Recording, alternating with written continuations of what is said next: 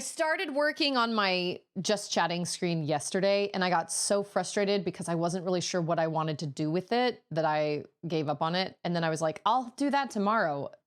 Famous last words. I'll do that tomorrow. No, you won't. No, you won't. What, when are you going to have time to do that tomorrow? When you have like homeschooling and you've got a messy kitchen, and you've got laundry to do, and you've got a wrench to find. Andrew was like, where are my wrenches? I apparently took them outside and then I lost them. I don't know. I have a bad habit of putting things down just like waist height or like forgetting where I'm you know what I mean? Like forgetting where I'm putting things. Like I use something and then or just leaving tools outside and then they rust. Yeah. So it is what it is. But so I managed to pull something together today, but obviously it's a work in progress. But you know what? It's fine. It doesn't have to be like it's cool. How is everybody? Yeah, so I got my haircut. I got my haircut about I think it was a week ago today. And she did it in kind of like she did it in more waves that were really nice, but I could not like make them happen myself. And I really, honestly, I have her number. I could text message her and be like, will you give me lessons? But I do have a curling iron that I bought forever ago that I never use. And so last night was the first night that yesterday I washed it and then I let it just totally air dry on its own. And yesterday I just wore it back in a bun to church. And then last night, Charlotte and I had this extra meeting we had to go to because this coming year, she's going to be able to go to the temple for the first time. And I mean like inside past the cute little people that work at the front desk inside the temple that you need what's called a temple recommend for. And because she's coming into the Young Women's Organization, she can get a temple recommend. So they had this big meeting for all the kids in all the surrounding wards. And I was like, you know what? I'm going to actually style my hair. So it took me about 45 minutes. But today, since I'd already done the bulk of it last night, it only took me like 20 minutes to touch up. So I actually really love it. I really, really love it a lot. I love the curls. I didn't ever think that I would go to like short hair, but I am totally digging it. It makes me feel kind of like 70s-ish, if I'm being totally honest, which is so funny. But I like the swoopy kind of, I don't know. I really, really like it. But what's interesting is I did not originally ask for it to be this short. I was kind of sort of asking for like the collarbone, like down lower here, because the collarbone starts up here and then comes down here, right? So there's a big difference between up here and down here. And I think she heard collarbone and then just slightly missed when I was like, you know, like the lower part of the collarbone. But when she was cutting it and it was wet, it looked like it was that height. But then when you curl it or style it or whatever, but I love it because it's a total change from what I've been doing. My like pin straight hair. And it doesn't take that long to do, maybe initially, but so does flat ironing my hair. Flat ironing my hair takes 45 minutes, half hour, 45 minutes from like start to finish if I haven't done anything with my hair. And I can still wear it back in a ponytail if I have to, which is the most important thing because sometimes you just got to wear it back in a ponytail. But I'm really, really enjoying it. And I'm glad actually she cut it the length she did. If I were to copy Auden, I would probably, I even told the stylist, I was like, maybe I should just cut all my hair off. And she was like, you could. I don't know if that would work best for your face shape, which is great. I'm glad she said that because I don't want to just be told, sure, whatever you want, because realistically, different people have different shapes of their faces and different people cannot rock certain hairstyles. Auden's hair looks great. She got a little haircut as well. But if I were to cut my hair really short, like Auden's, it would be curly, like Auden. And Charlotte's would be too, because Charlotte and Auden are like spitting images of each other. When Charlotte was Auden's age, that's what her hair looked like as well. But then she got to a point where she didn't want to cut it anymore. And she wanted to grow it out. And I was like, okay, she wanted to be a Disney princess, which makes sense. So it is currently cold here. It is, oh, dang, it even got colder. Wow. Oh, lies. No, it didn't. Okay, so it's 42 degrees Fahrenheit. Feels like 36. Y'all, that is really cold for around here. And then for the rest of this week, oh, no lies. On Wednesday, it's supposed to get up to like 69. But it's supposed to be kind of in the 50s, kind of upper 40s for the week, but yeah, it's kind of feeling like, it's feeling a little like, I don't want to say it's feeling a lot like Christmas because it's not feeling a lot like Christmas, but it is feeling like winter-ish. It doesn't feel Christmassy because there's no snow, but it definitely is getting as cool. So here I am wearing a sweater, one of my favorite sweaters ever that I actually got from a friend of mine. I didn't even pay for it. I have no idea where she got it. But it is cold. And yesterday we all had to bundle up on the way when we went to church, and it was cold. It looked really nice outside. It looked really nice and sunny, but it was cold. So I'm down. But I had kind of a miniature panic attack yesterday or I say panic attack, that's not actually true, but I had like a miniature, like a moment because I was like, oh my gosh, we go out of town in 16 days. That means we fly home from Utah on the 21st. That gives me no time to finish up any Christmas shopping after our trip, basically, unless I can go buy something in person. So if I want to get my Christmas shopping done, I have to order everything before we go. I've got 2 weeks, a little over 2 weeks to get all my Christmas shopping done. Ah! And it's hard being the only person that Christmas shops. It's not that that's like what Andrew has asked me to do, but Andrew is just really busy. And so it usually falls to me. So, and I really want to make a tie for my dad. I want to make a tie because it's his birthday as well as Christmas. And I want to make a tie and put the girls' like handprints on the tie. But I can't decide if I want to use fabric paint and have them use their actual handprints or have them trace their hands and then cut that out of vinyl and then put that on the tie. I can't really decide because I don't feel like a t-shirt my dad is going to wear very often, but I feel like a tie he could wear. I mean, a t-shirt he would. I'm sorry, a t-shirt would work, but like a sweatshirt he could only wear in the winter time. But I feel like a tie he could wear all year round. Every Sunday or whatever Sunday. I mean, I could have packages come. We also need to find a dog sitter. We don't have a dog sitter. Because my mother-in-law is getting back surgery this week, and so she's going to be out of commission for the entire month of December. So we need a dog sitter. Let me move my stool around. My tingling in my foot has not come back, so hallelujah on that front. Yay! And I went to see the doctor about it, and he was like, yeah, it's just because you cross your legs all the time. And I was like, well, I thought so, but I wanted to make sure I didn't have a blood clot. Also, so I was sent these books by the marketing director he came across one of my streams and he reached out to me about maybe doing kind of like not really a sponsorship thing, but kind of like a thing. And he sent us these books. The author is Wayne. Oh my gosh. Why can I not remember his name? So he's written some Wayne Kramer. Oh my gosh. Wow. So he writes these books called Penny Pangolin, and Penny Pangolin is a pangolin, which prompted us to do all sorts of research on pangolins, and they're the cutest creatures. Oh my gosh. They walk around like they're little old ladies. Like they lean over really far and then they hold their little hands. It's so cute. So we got 3 of them. We got Penny Pangolin and the Missing Ant Cake.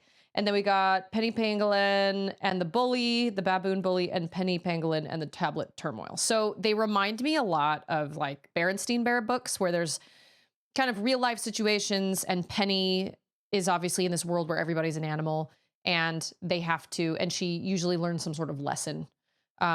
There's, the termite trophy and there's the Penny Pangolin wants a pet and all this stuff. Hi, Bobby. Oh, Bobby, I'm so sorry. I meant to raid you on Friday and I feel terrible about it because it was in my plans. I had you up on a tab and then I just got distracted and I forgot and I'm so sorry. And you were playing Hollow Knight, which is like even better because I freaking love Hollow Knight.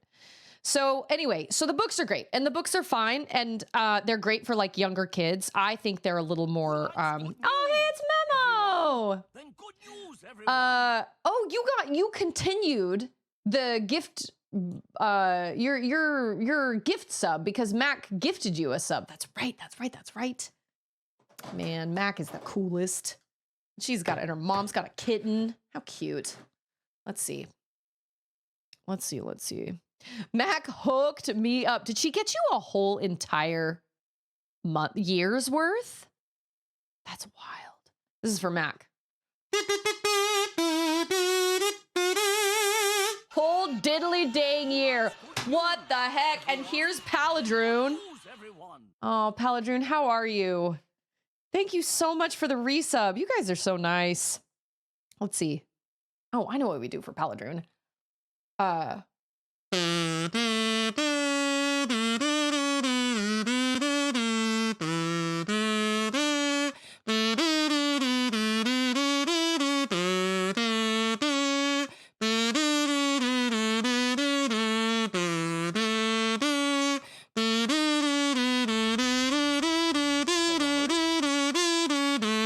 Still play it on the piano. I haven't practiced in a while, but I can still play it for the most part on the piano. And Mac, we were just talking about you. Were your ears burning? Yeah, I got a haircut about a week ago and I love it. I absolutely love it. I'm totally in love. I've never been able to wear my hair curly like regularly before. Dang! What? VT, thank you! Gosh. Did we just get a hype train? Wow. Okay, what do we play for VT? VT, do you have like a sorry.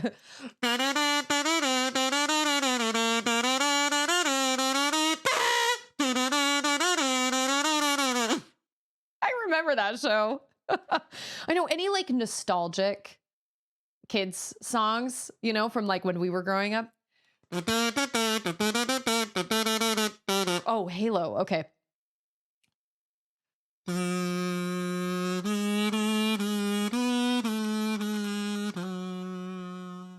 Oh, Scarecrow subscribed. Oh, I didn't even see that. I just thought that was a message. Okay, hold on.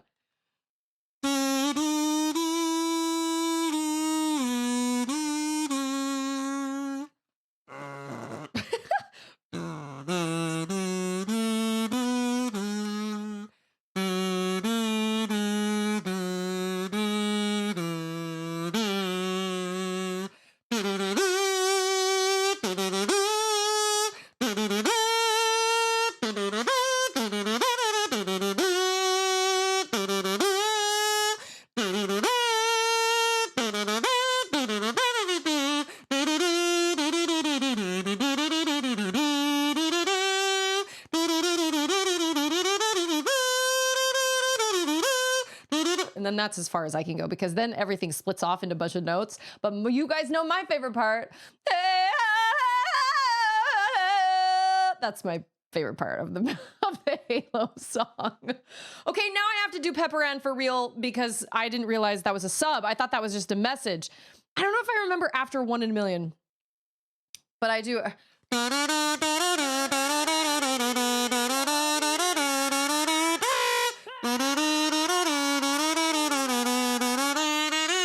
Hi, Stixel. I need to learn that. You know what? Let me add that to my list. You guys, we've started training Stixel. It's my fault, really. That's okay. John, how are you? Yeah. Pepper Ann. Man, it's been so long since I've seen Pepper Ann, but I remember Pepper Ann. Any suggestions of like old cartoon / TV show themes? Like I have the log song. I do have the log song, which all my children know, actually. But Pepper Ann, I think I've got Arthur, I have Fraggle Rock, and then I do have Gravity Falls, and I have Rescue Rangers and DuckTales. But like, I can't remember. Oh my gosh.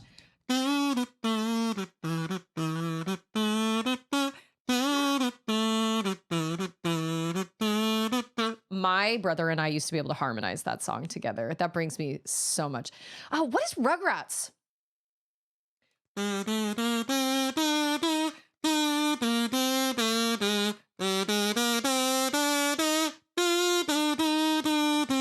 That's it, right?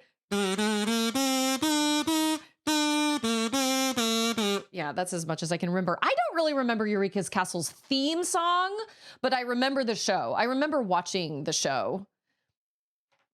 Let me add Doug to this list. So I actually think I blame myself. I don't know. I don't remember the Angry Beavers theme song, but I remember watching Angry Beavers and thinking it was absolutely hysterical. What's the Invader of the Zim theme song? I don't think that's kazooable. What is in the? I mean, obviously we need to put Huntrix on here because Huntrix is great. We can kazoo Baby Saja's rap.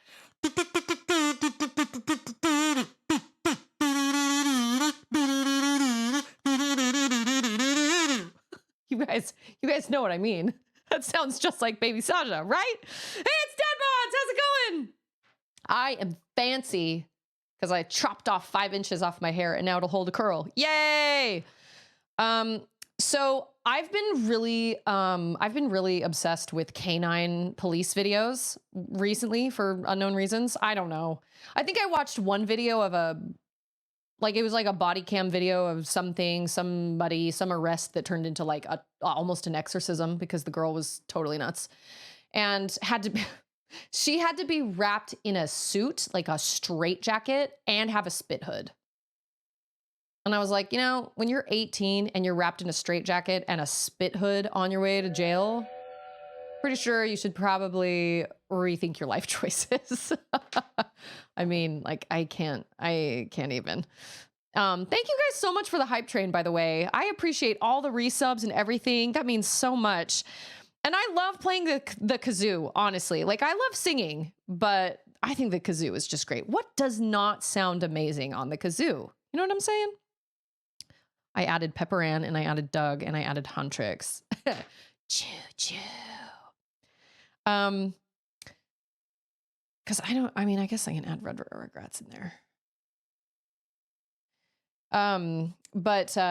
So that led to some other police body cam videos, and one of them was a canine video, and it was just fascinating to watch how this dog worked. And so then I looked up more canine videos, funny canine videos, serious canine videos, retirement canine videos, really sweet, sweet retirement little ceremonies for these canines. And so I believe Anders' phone heard me talking about canines and the fact that they use Malinois and German Shepherds most of the time. And Stixel, I'm almost positive, is a mixture of a Malinois and a Boxer. She has very... Dragon Tales. You know what's funny? I actually never watched Dragon Tales. My sister watched it.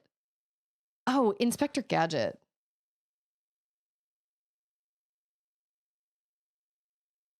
I need to learn that one. Dude, I should learn Golden Girls. I never watched Golden Girls. I don't even have the Golden Girls theme song memorized. Thank you for being a friend. That's all I know. But anyway, so I think it's from me because Ander was like, man, now I've got all these like German Shepherd training videos that are popping up on my YouTube feed. So last night he came into the bedroom and he was like, I've decided Stixel is too smart and has too much potential for us to just let it go to waste.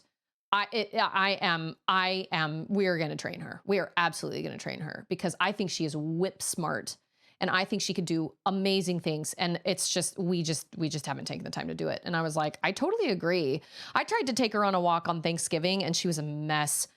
And so Ander did some searching, and with the help of a little bit of ChatGPT, we figured out where to start on training her because Malinois need a job. And I don't know what that job is supposed to be, but because we haven't given her a job, she has come up with her job on her own. She believes that her job is to bark at everything and anybody that moves outside. And she's highly protective. And we're not gonna be able to stomp all of that out of her. And I appreciate that because she is a great guard dog and you'd be crazy to try and come into our house because she will absolutely let us know. But we've decided to start doing some training and she may look like a derp, but she is it looks like she only has 2 brain cells to rub together. But I assure you, she is really, really smart. And she's such a good girl. And so we've started training her. And one of the things that we do is we make her work for her food. And then I did some training with her this morning. And, you know, part of the problem is I feel like I have sticksle hairs, like little tiny hairs all over in my face.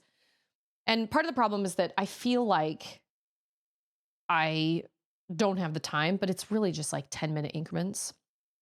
Yep. Too bad. Too bad. So sad, because there's no way. Okay. Before I forget, I'm sorry. I was talking about these Penny Pangolin books. And I know that this sounds boring, but they're, the books are perfect for kids ages 3 to 8. And they come with a free audiobook narrated by Bandit Gila. Dude, the voice actor that does Bandit Healer's voice does all the Penny Pangolin books. And the other day I downloaded all the books because they come through an app called Book Funnel. So if you buy if you get the hardback book, or like you get the actual book, it comes with a free code for you to get the audiobook. I wish I would have. I'm not doing anything. I'm just talking about it because if anybody has ideas for like little nieces, nephews, kids, or whatever, I think they technically, I don't have one to give away, not right now, but they sent them to me and I decided to listen to them, and you should have seen Auden's face. Oh my gosh, I wish I'd gotten a video of it. It was so cute. I'm so mad I didn't get a video. You could see like the comprehension dawning on her face as she was listening, because I was like, just listen. Who do you think this is? And she kind of stood there and stared at me. And it was, you know what it was? It was like the sloth from Zootopia. It was like this slow, and then like it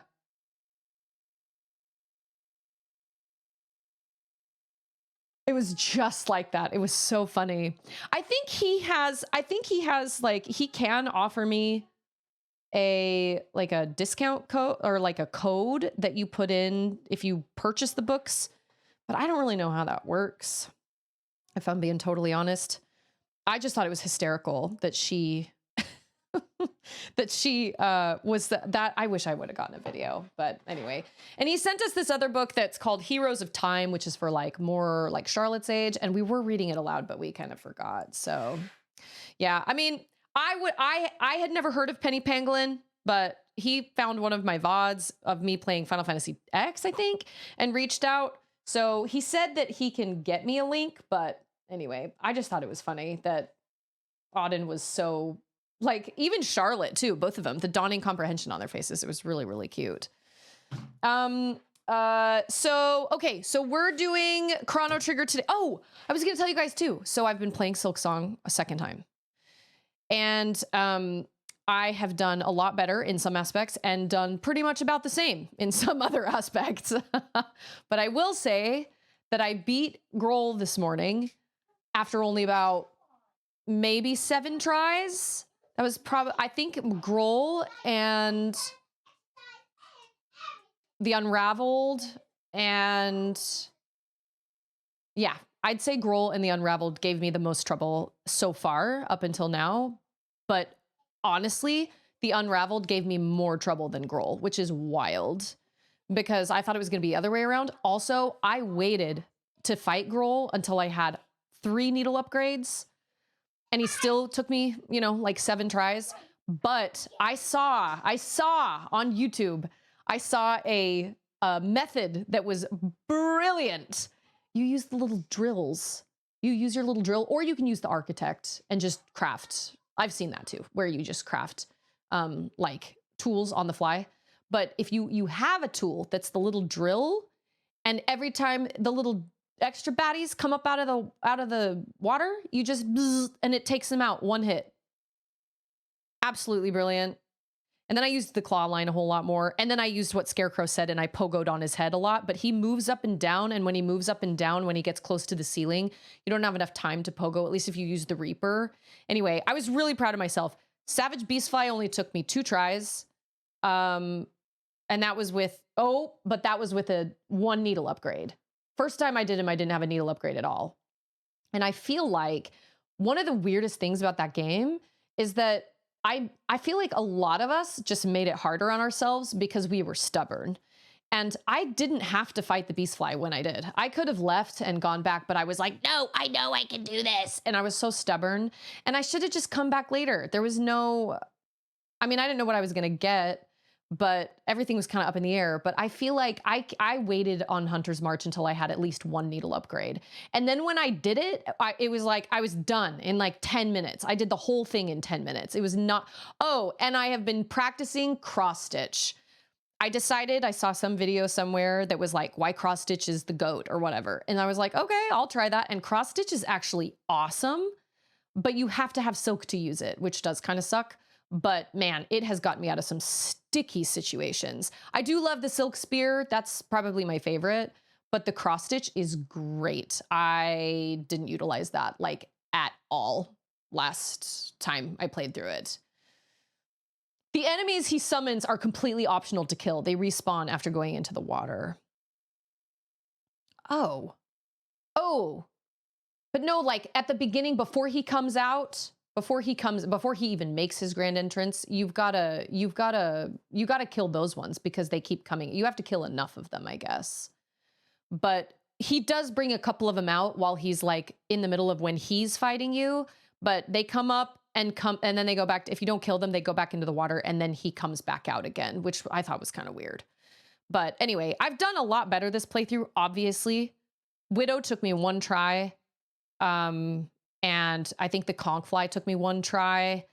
The second conch fly took me 3 tries, I think. But there have still been the second savage beast fly though. Didn't take me as many tries, but it still took me. But there are certain things that I've done a lot better on. Have not done the first sinner again yet. No, I'm headed there probably sometime later tonight. I found it, like I found the key of the apostate, all that stuff, unlocked the part of the slab, but I have not done that battle yet. But Widow only took me 1 try, but I do feel like the first sinner is harder than Widow. But I've done better in some aspects, but I've also, I won't say I've done worse, but I have done the same. And it's funny because I'm like, this should be easier because I've done this. And there are a couple that I've been like, yeah, that was nothing. More Wings still took me out a whole bunch of times. The Unraveled, honestly, has been the one that has taken me the most tries. I stayed up until 2 a.m. And maybe by the time I did the Unraveled, I had an upgraded needle like 3 times. I don't remember. But man, he took me a long time because I just couldn't, my fingers just wouldn't work fast enough. Yeah. So whatever the case, I recommend if you're going to go into Bilewater, I recommend waiting until you have at least 2 needle upgrades, preferably 3 if you're going to make your way all the way up into that area. I mean, there's kind of a reason that like the Act 3 stuff comes along way later. You have to have the double jump to get up there, but just because you have the double jump does not mean you have to go up there. Because in order for you to get all of the needle upgrades, in order for you to get the needle, like the Taste of Farloom, you don't need to go through Bilewater. You have to go through Sinner's Road, but you don't have to go through Bilewater. So that's what I would recommend. Hey, it's DJ BJ and DJ. Look at that at the same time. I know, right? I don't even remember what I use. Anyway, now that I've talked your ears off for 35 minutes, let me turn on my game. And I did get my episode of Yono and the Celestial Elephants posted. That's on my YouTube video my YouTube channel right now. I have been a video editing / YouTube video scheduling fiend over the last couple days because I'm trying to get all my Silksong VODs uploaded and all my Spyro VODs uploaded. I've got my Chrono Trigger VODs uploaded. I'm trying to make shorts out of them. I've now started making shorts out of my kazoo solos, which is really fun because they're just silly and it's, whatever. But I'm trying to get them scheduled out because I have so many of them. And then if we're going to be out of town, I don't want to just have a week where I don't have anything. So anyway, lots of fun things, but lots and lots of video editing. Oh my gosh. I can still hear my music. I know you guys can't. But you know what's funny? I beat Silksong just a little over a month ago, and I'm obsessed. I can't put it down. I want to play it all the time, even though I've already played it before. Skybird, how's it going? Is this the hype train emote? It's like a button mash. Oh, it's A. I like that one. That's good.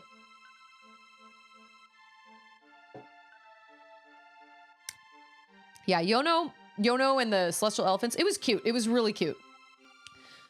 Oh, I remember what I was gonna say. So, I meant to say this on Friday, it was, I think, when we met Magus for the first time. Okay, so Ribbert used to be human, right? His name's Glenn. I don't know who he is. I feel like he has ties to the...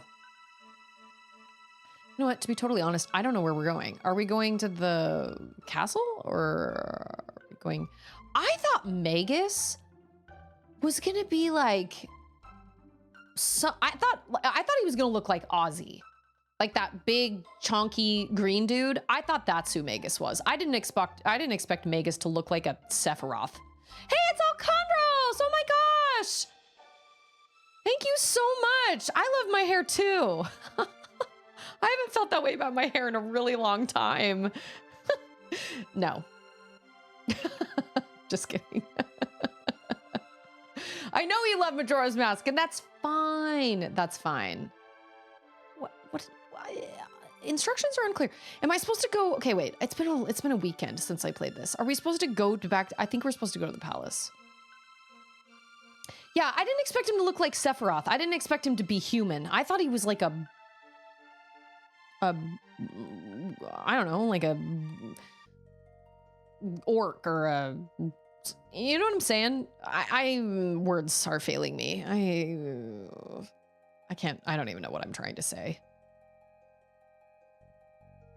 I'm gonna go to the castle and ask questions, maybe. Oh wait, isn't the king sick? Talk to me. The great hero has appeared from the very pages of legend. He arrived not long ago, then left to meet the king. Oh wait, we knew that, didn't we? I think so. I think we did. I can't remember my... I may rock shorter hair, but square characters are still required to have long hair. Ander told me the other day that this hair makes me look like a mom.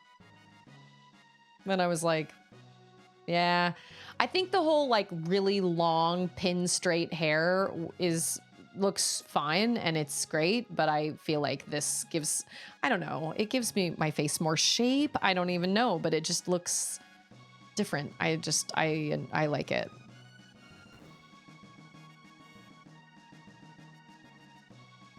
Sir Cyrus must have sent that boy to us.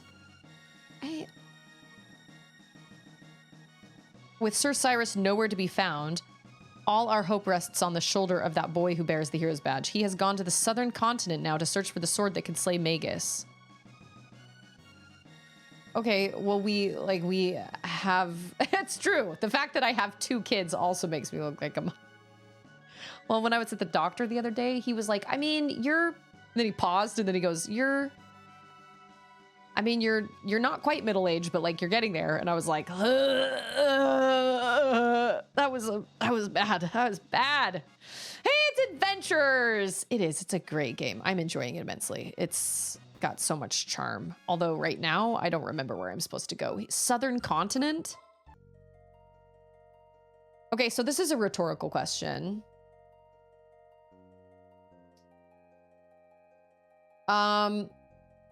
Does Magus still exist in... I'm curious if Magus still exists in my time. Because in my time, we talk about the Fiendlord. Is that Magus? Okay, I'm legitimately asking. Fiendlord, Magus, same person? Southern continent? Well, yeah. I don't remember where to go. I don't remember what our goal is. Like, we have the sword. Hey, it's Hayes! How's it going, Hayes?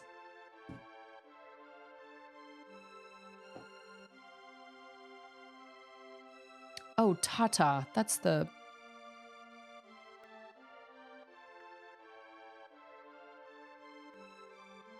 I legitimately don't know where to go. Can someone give me a slight... Can I remember... Can I get a slight hint of like what...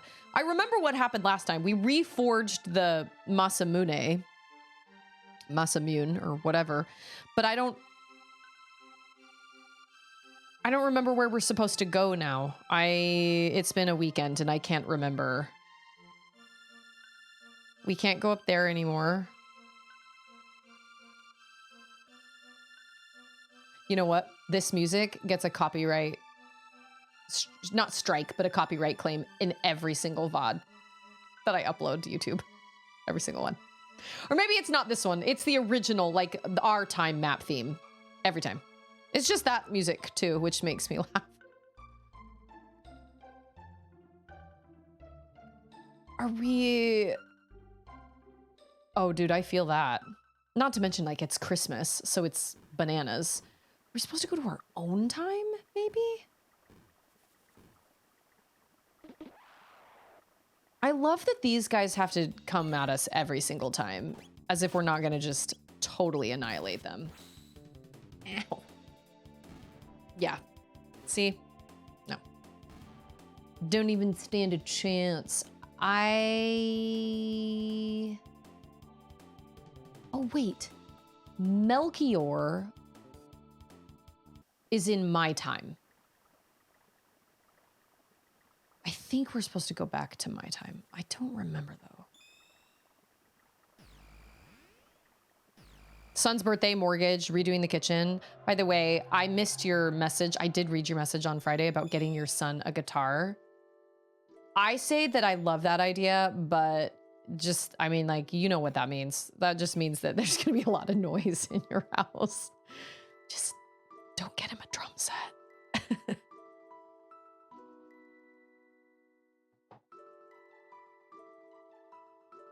Okay, we'll go to, this is 65 million. No.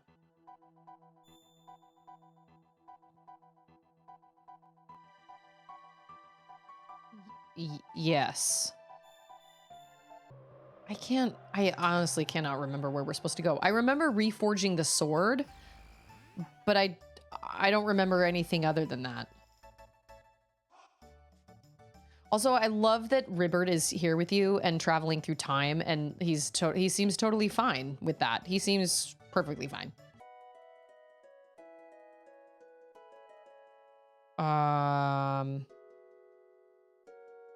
This is oh no. Oh, that's Lucas' house. Oh, this music right here. This music. This gets copyright claimed every single time I upload a VOD to YouTube. Just this. And then nothing else does. Have we been down? Oh, I don't even think we've been down here. Have we? Oh, maybe we have. There's... the snail stop? What? What the heck is a snail stop? Oh, it's... Whoa, that's a lot of money for some jerky. No thanks. He's like, yeah, figured. Well, yeah, that's a pretty penny for... Okay, wait, the southern continent?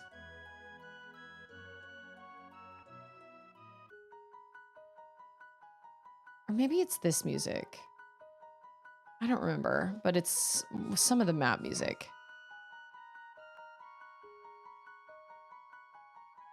That's Melchior's cabin.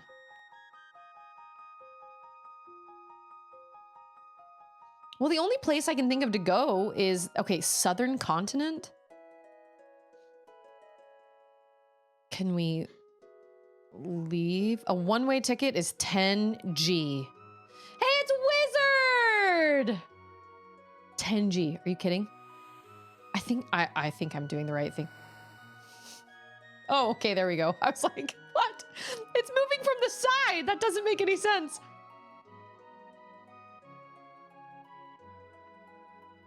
Is this just taking me up there? Oh. I thought it was going to take me to this. Are you kidding? I thought it was going to take me to like a different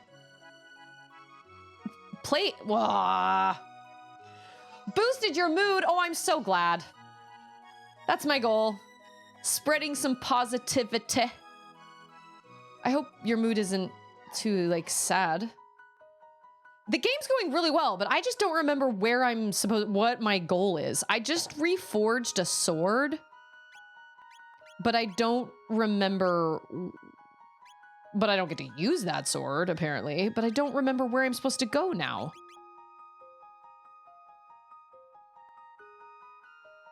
Where is Magus like hanging out?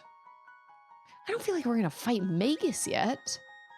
Am I supposed to be in this time, or am I supposed to be in ye olde time? You know what I'm saying?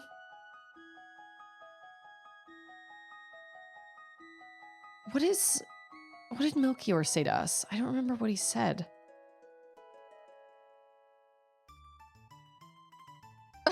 Just stressing over finances. It's totally fine. Reed, I was crying and didn't want to tell anyone.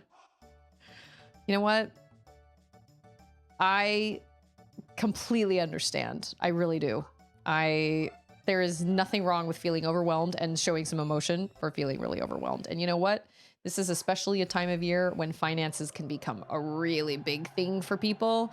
Everybody's trying to deliver Christmas. Everybody's trying to give everybody a good Christmas, and it can be really, really overwhelming.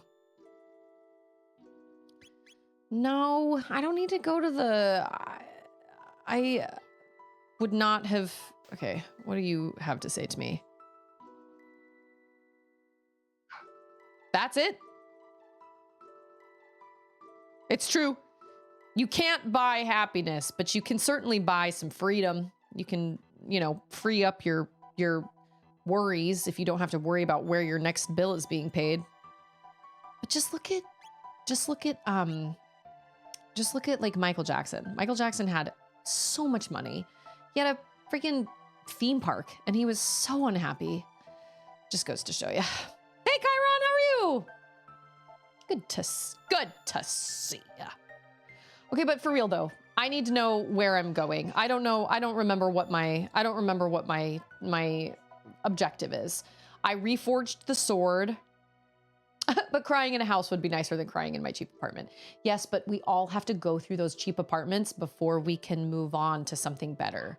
So that cheap apartment probably will not always be a cheap apartment. I'm not going to say 100% because everybody's different, but I've cried many times in a cheap apartment and now I can cry in a house. So, you know, someday you will upgrade. Someday you will. I did. I chopped it. I chopped like 5 inches off and then I curled it and I love it.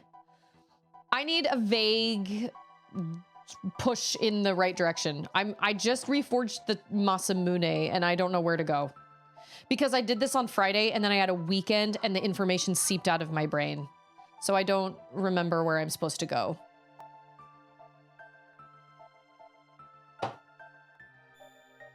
I thought I was supposed to ride the ferry and apparently the ferry just took me back to where I was. Thank you. I reforged the thing. Yeah, I reforged a sword. I reforged the Masamune, which apparently I can't use. Maybe I... Oh, can I use the Masamune? Like, can Chrono use the Masamune? No, he cannot. But Ribbert can't either. Nobody can use the Masamune? I think the sword is supposed to kill a bad guy. But like I said, I don't remember I don't remember what the directions were. We found Ribbert and we brought him the sword and that's what we spent Friday doing. But I don't remember what he said, like what the objective is. And there's no way for me to, I don't know I guess I don't know who to talk to. Who am I supposed to talk to find instructions? Because I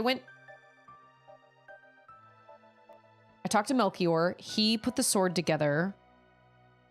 I just talked to the old king and queen in ye olde times, and they just said something about the hero. They said that he'd gone to the southern continent. Well, that's where I found Ribbert. So I found Ribbert. We reforged the sword, and then Ribbert was like, okay, here's my backstory. Ta-da-da-da, I used to be a human. Actually, yes, you know what? I will come with you because you reforged the sword. I will do it. And now I don't remember where we're supposed to go. Well, I'm not in any times right now. I'm in the end of times, or the middle of times, or it was the best of times and it was the worst of times. This is definitely, oh man. Okay, we're supposed to go up here. We're gonna go back to the Middle Ages. I just can't remember. This is 600 AD. Yes. Yes. Because we're in 1000. Like, the game starts in 1000 AD. This is 600. So this is the past, but I don't feel like there's anywhere else for me to go.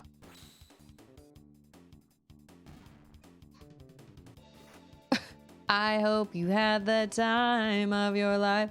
I remember one time that song came on in the radio, and that song, Green Day, will forever remind me of my brother. Because I can't tell you how many times my brother and his band used to practice dun dun dun dugga dun dun dun dugga dun dun dun dugga dugga dun dun dugga dugga dun dun dugga dugga dun dun dun. Oh my gosh, he used to play, they used to play that over and over and over and over and over again.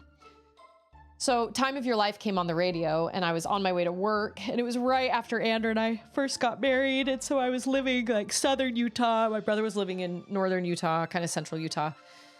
And I just was like, oh my gosh, this reminds me of my brother. And so I called him, and on the phone, I just had this overwhelming feeling of emotion, and I burst into tears, and I was like, I just want to let you know how much I love you, and I just miss you, and I was listening to this song, and it reminded me of you. I was just sobbing on the phone. I was like, and then when I was done, I was like, I'm so sorry. I don't know what came over me. I was just really, really struck by, I think my brother's a pretty cool guy. And apparently my dad and my sister are flying to see my brother on like December 29th or something, and I don't get to go, and I'm sad about it. They didn't even tell me they were going. Not that I could go anyway, but that's okay. I always want to call this the Dorito Inn. Okay. So we've been up here, right? We've been up in the mountains. Can we not go through? Can you not walk through that? Okay.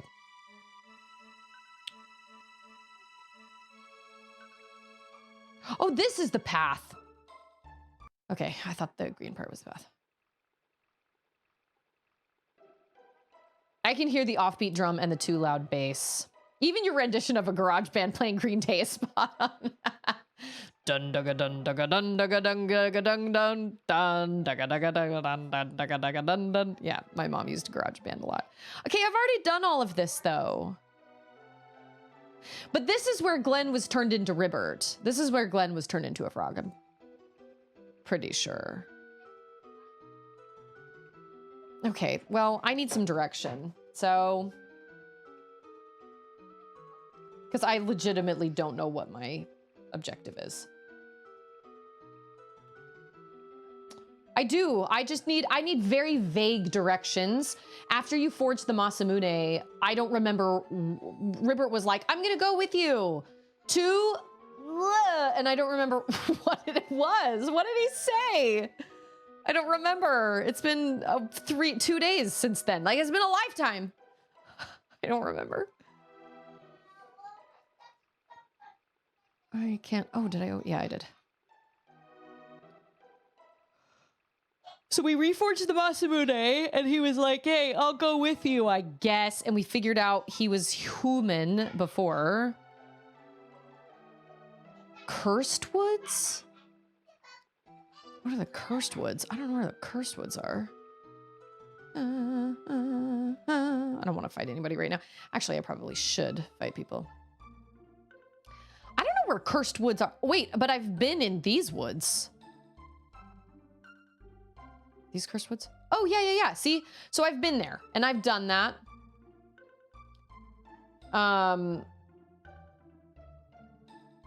Well, that's okay. You don't have to make it vague. It's fine. Just give me some dread. Am I in the right time limit? Am I in the right time, or am I supposed to go change times? Is Magus in the past? I think Magus is in the past. Magus and Fiendlord, same person? Is his last name Fiendlord? Okay, I'm in the right time. Okay, that helps.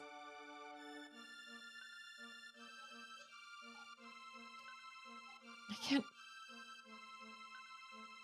Oh, letting myself get all swept up when I should have been looking out for my boy. Well, from now on, I'll make sure both of our feet stay on the ground for his dear departed mom's sake. Okay, that's not gonna. There's a cave. Okay, that is vague. That's good. That is great. A cave. That. Oh, there it is. Magic cave. Okay, hold on. Let's save. Yeah, see, I just couldn't. Okay, that is it. That's it. That was what I needed. Oh, man, we are ready. Here, yep, thank you. Cheers.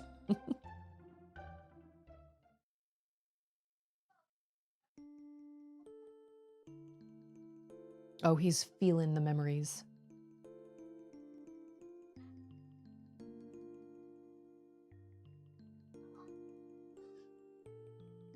Stop that. Oh no, it's Cyrus, run.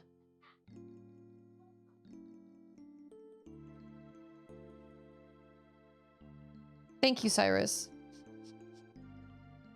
Glenn, there are times when a man must stand and face the things that trouble him. But it hurts to be hit. I cannot hurt another, not even them. Are they brothers? You're too soft, Glenn. Great. That doesn't help. That doesn't help somebody. That wind blowing his hair. Okay, so Glenn has the green hair. Cyrus has the... Glenn, I've decided to join the knighthood. I was gonna say, I feel like they're... Yeah. I thought as much. You'll be a fine knight. I'm sure of it. Won't you come with me? I'm too soft, remember? I cannot. But why? You're a better sword than I. You always have been. Dang straight. I like having Ribbert on my team. He's solid. I haven't the nerve it takes to be a knight. In a real battle, the fear would take me. It's fair. I mean, I understand why he said you're too soft. See, yeah, I didn't expect Magus to look like Sephiroth with pointed ears. He looks like a mix between like Ganon and Sephiroth. Yeah, and then he was turned into a frog. Oh, his little tongue's out. That's so sad. That sucks, man. Okay, so... Oh, is that Cyrus's badge?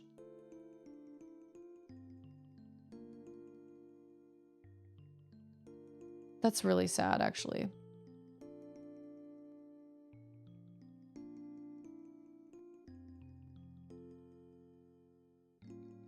So they weren't royalty though, but obviously Cyrus was like big in the kingdom because when they were gonna go fight Magus or something. My name is Glenn. Long have I carried Cyrus's hopes and dreams, and now I bear the Masamune as well. Henceforth, ribbit! I claim them as my own. I shall slay the Fiendlord. Oh, his first name is Fiendlord. Magus. No, that's his title. That's what it is. The Fiendlord Magus and restore our honor.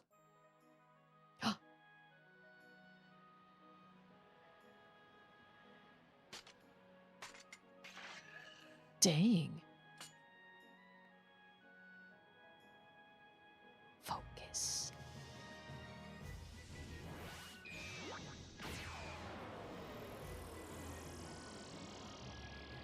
I love this music.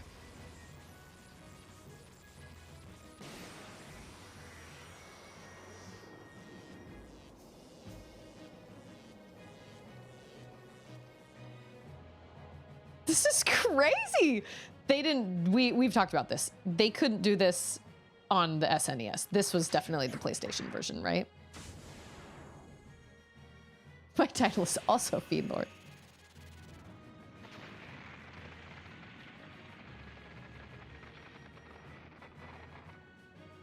Dang.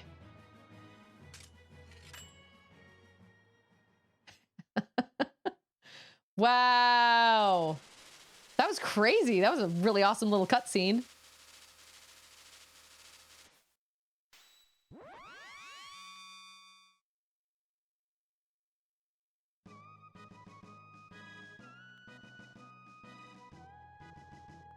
This is also a lot of effect for this one moment.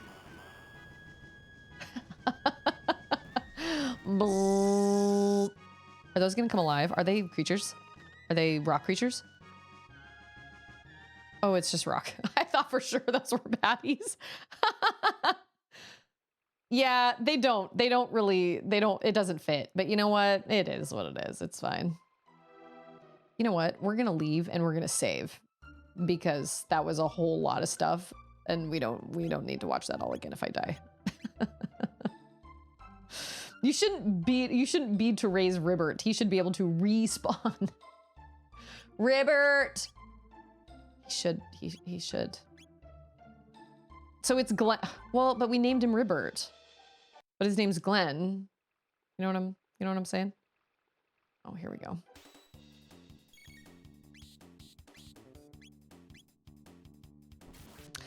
There is going to be a boss fight in here. I don't know. 14. What? Seems very low.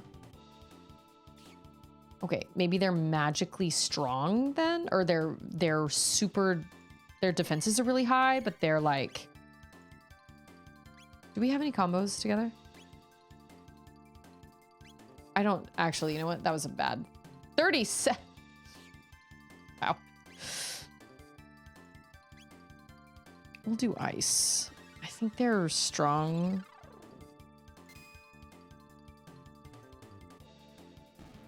Okay. Hey, look, it's a pangolin. Pangolins are so cute. So now Frog has the Masamune equipped. Oh, okay. Yeah. I see that now. So he's using it now. Yeah, he's got that giant arm. It's so weird. Could it be that you wield magic? I thought only fiends could employ it now. You might be able to learn it too if you visit the end of time. Oh, let's... What is the bat? Why do we have a bat following us? What is those things? I didn't realize we had to go back to the end of time to learn that. Oh, but that's like forever far... Oh. You know what? We do need to do that though, because if there's going to be a boss fight, I want to make sure I've got magic. I want to make sure I have... I wish I would have done that when I was in the end of time, or middle of time, or whatever. The time of my life. This game definitely... Well, like it does kind of hold your hand, but sometimes you need that, like for me today, when I could not remember where the heck I was going. But see, that mountain didn't look like a cave. It just looked like a mountain. So I wouldn't have thought. I would have gotten it eventually, but... The Masamune is not as strong as advertised. Well, yeah, on that little armadillo thing, it only did like, what, 12 damage? I think it's, well... I mean, obviously the plot says we're supposed to take out Magus with it, so... Apparently, Magus can only be taken out with one sword.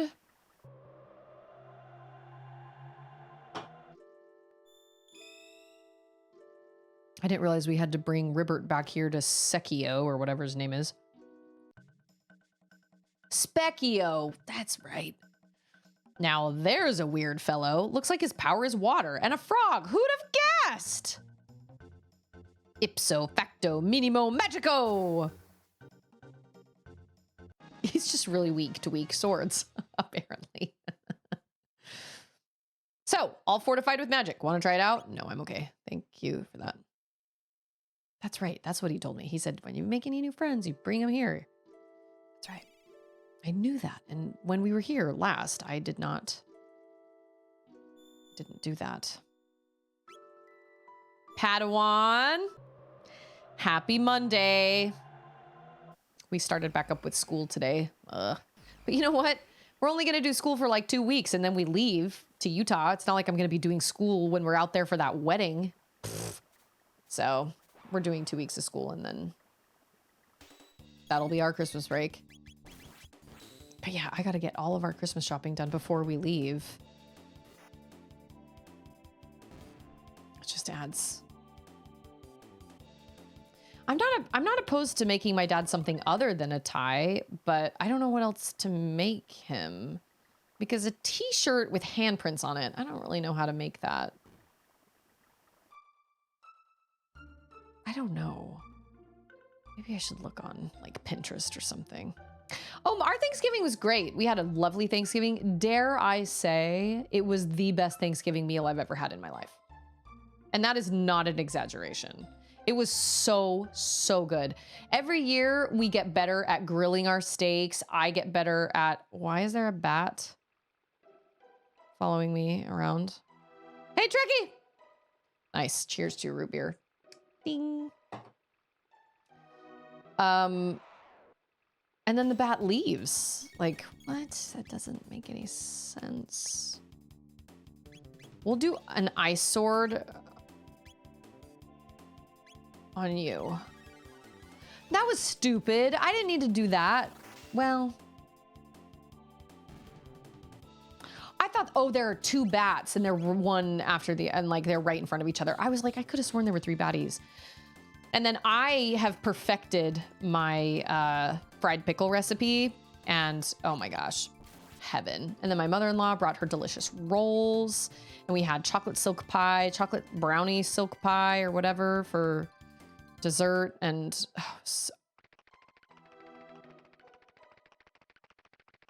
did they just run off with something of mine? I'm sorry, I missed what happened. Or they just ran in a, okay.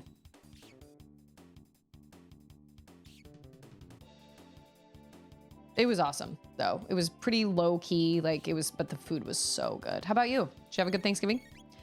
Did you go anywhere? Did anybody do any sort of, okay, wait. Restore a small amount of HP. Snag enemy with tongue, then slash it.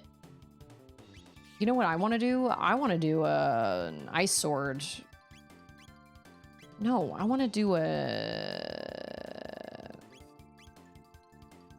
want to do something that attacks everyone. Yeah.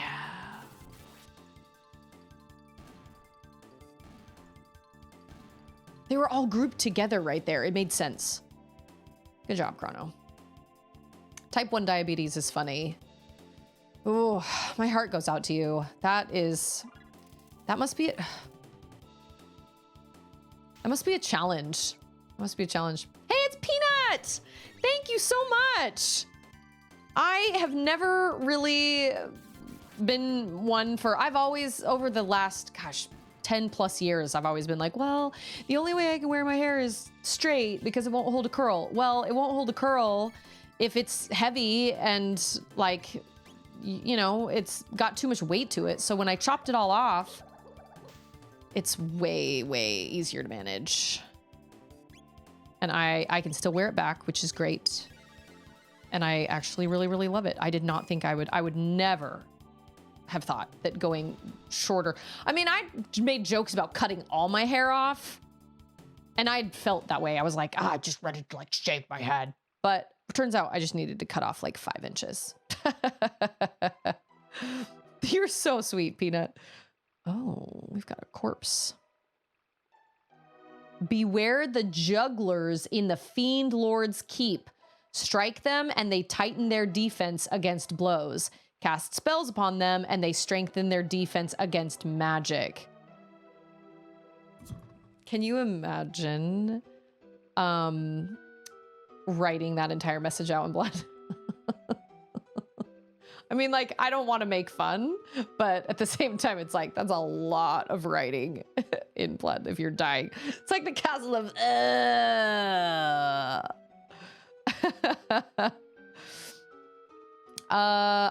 Trekkie's had it for 21 years. Not a huge deal at this point. Technology is way better. That's fair. Okay, so what you have to do then, jugglers, you have to attack them with... So if you hit them with melee, then they tighten their melee defense. So you have to hit them with one melee and then one magic, and then one melee and then one magic, and then one melee and one magic. Wow, that definitely looks like that's where Magus lives. Yep, that is the Fiendlord's Keep for sure. I've thought about getting a pixie, but the problem with a pixie cut on me is the fact that I have really curly hair, actually. So it would be a curly pixie, and I don't know how good that would look.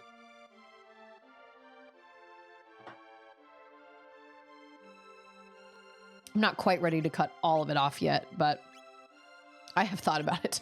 I've definitely thought about it. We're gonna use one of these. And then we're gonna save.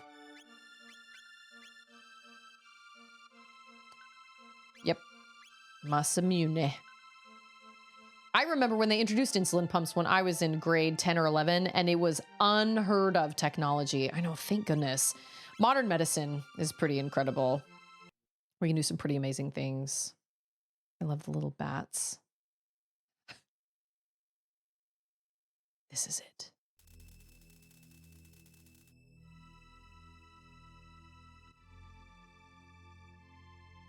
I mean, this obviously isn't the end. We've only been playing for like 13 hours. Ah, yes. Gotta have a dragon on top of your keep. Your Fiendlord keep's gotta have a dragon. Not a real dragon, though. It's gotta have a stone dragon. I'm the great stone dragon. Wow. Okay. And the door just opens for anybody. Cool. Understood. Understandable. Oh, there's no sound, though. Oh, choose the right. No, don't. Creepy small children. There's gonna be... I don't know what's worse. Creepy siren lady or creepy small children? Yeah, I'm the great stone dragon. Don't even worry about it. I think I'll take the kids. Ah, but there are 4 of them. This is our treasure. Oh, okay. Well, see you later.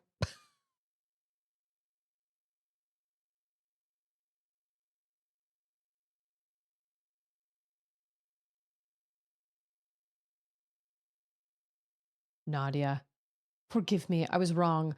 Please return to the castle. What? Ah, I don't like this. No.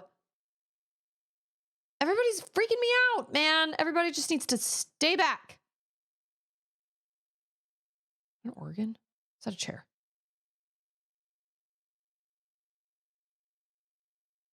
I still don't understand why I'm being followed around by a bat. Is that Magus like the whole time? And we're gonna come into a room and it's gonna be like, "Mwahaha, this bat was..." And then all of a sudden he's gonna be like, "It was me the whole time." Oh, that's my mom. Oh, I hate that. Also, that is terrible. She doesn't know your name's Ribbert. You know what I'm saying? She doesn't know you're Glenn. The fact that this is all silent is really creepy. Hee hee. Nope. Nope. I don't trust any of it. All of you guys can just...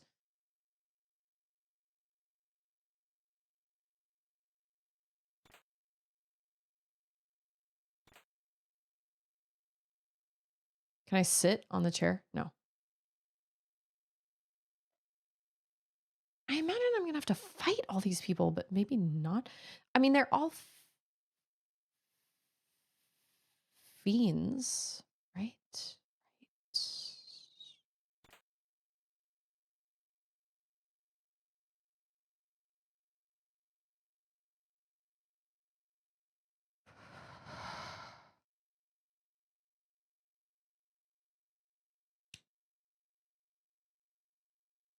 Okay, well, that wasn't there before. Got it.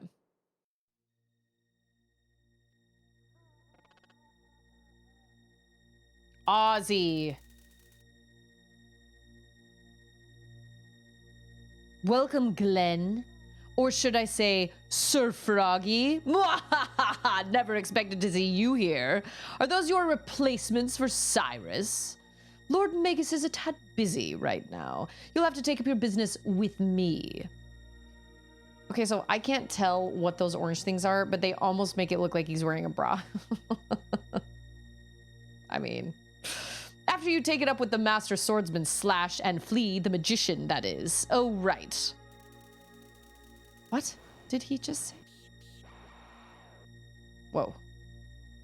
And all 100 beasts in the keep. Are you kidding? Okay.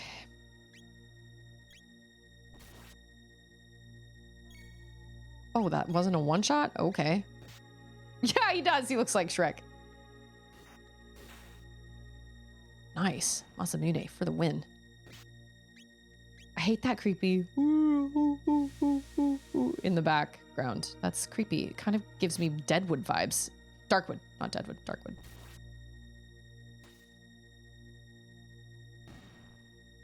Okay.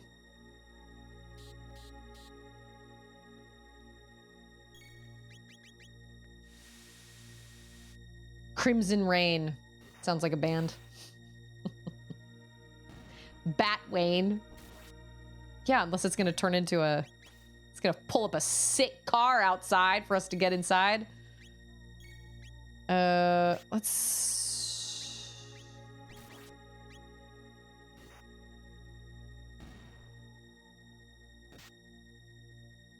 How's everybody's life doing? Ooh, Marvel's life is getting low. 4.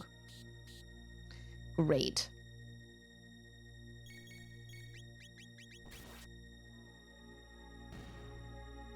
So we're gonna have to fight Ozzy? Right.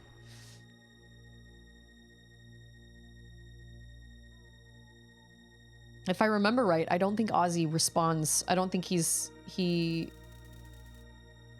Yeah, see, what the heck? Why is he... Why?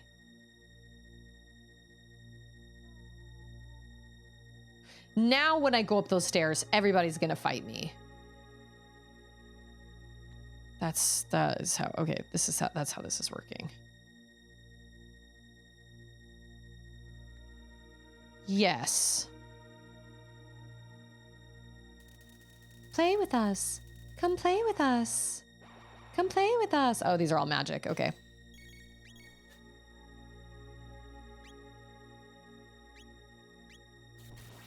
What is that? What is that? What's that from? Come play with us. It's not John. Is it Johnny? No. It sounds very The Shining-ish. Man, I read The Shining so long ago. I read The Shining because everybody said it was going to freak me out and it was going to be... Barrier sphere? What the heck is that? Reduces magical damage. Okay. I read it and I remember being told, is it Danny? Come play with us, Danny. Is his name Danny? The bat is the giveaway. It's like, I'm out. Because you're going to have to, whoa, you're going to have to fight me.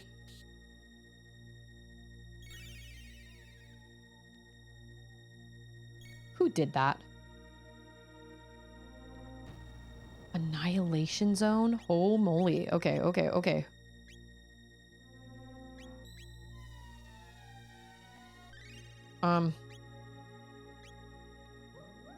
And then I watched the movie, and I felt like the movie was. Oh, what? Oh. So that means he doesn't respond to ice either then. That means he must respond to lightning. He must be weak to lightning or fire. I feel like he was the healer. I am a weenie. Okay, all right, okay. I'm a weenie, and I did not think The Shining was scary at all. I thought it was okay. I watched it with this kid that I had a crush on, and I was hoping it was going to be this kind of romantic date, and it wasn't. He showed up late, and it turns out he was a jerk, and I should have known that, but I didn't at the time. He was late, and he was very, like, nonchalant. He was trying to act like everything was... Turns out he'd been, like, hotboxing in a car somewhere. I didn't know that. How I didn't know that, I don't know, because you'd think that he would have, like, reeked of weed, but I... Or maybe he wasn't hotboxing in a car, but he was off smoking weed with somebody. I don't remember. I found that out later, and I was like, okay. I don't know. He must not have been... I don't think he did it in the car. I think he must have just been out. I don't know. Because he told me later, and then all of a sudden, everything, like, made sense. And I was like, oh, that's why you've been late to, like, every single thing I've ever invited you to. It was a shame.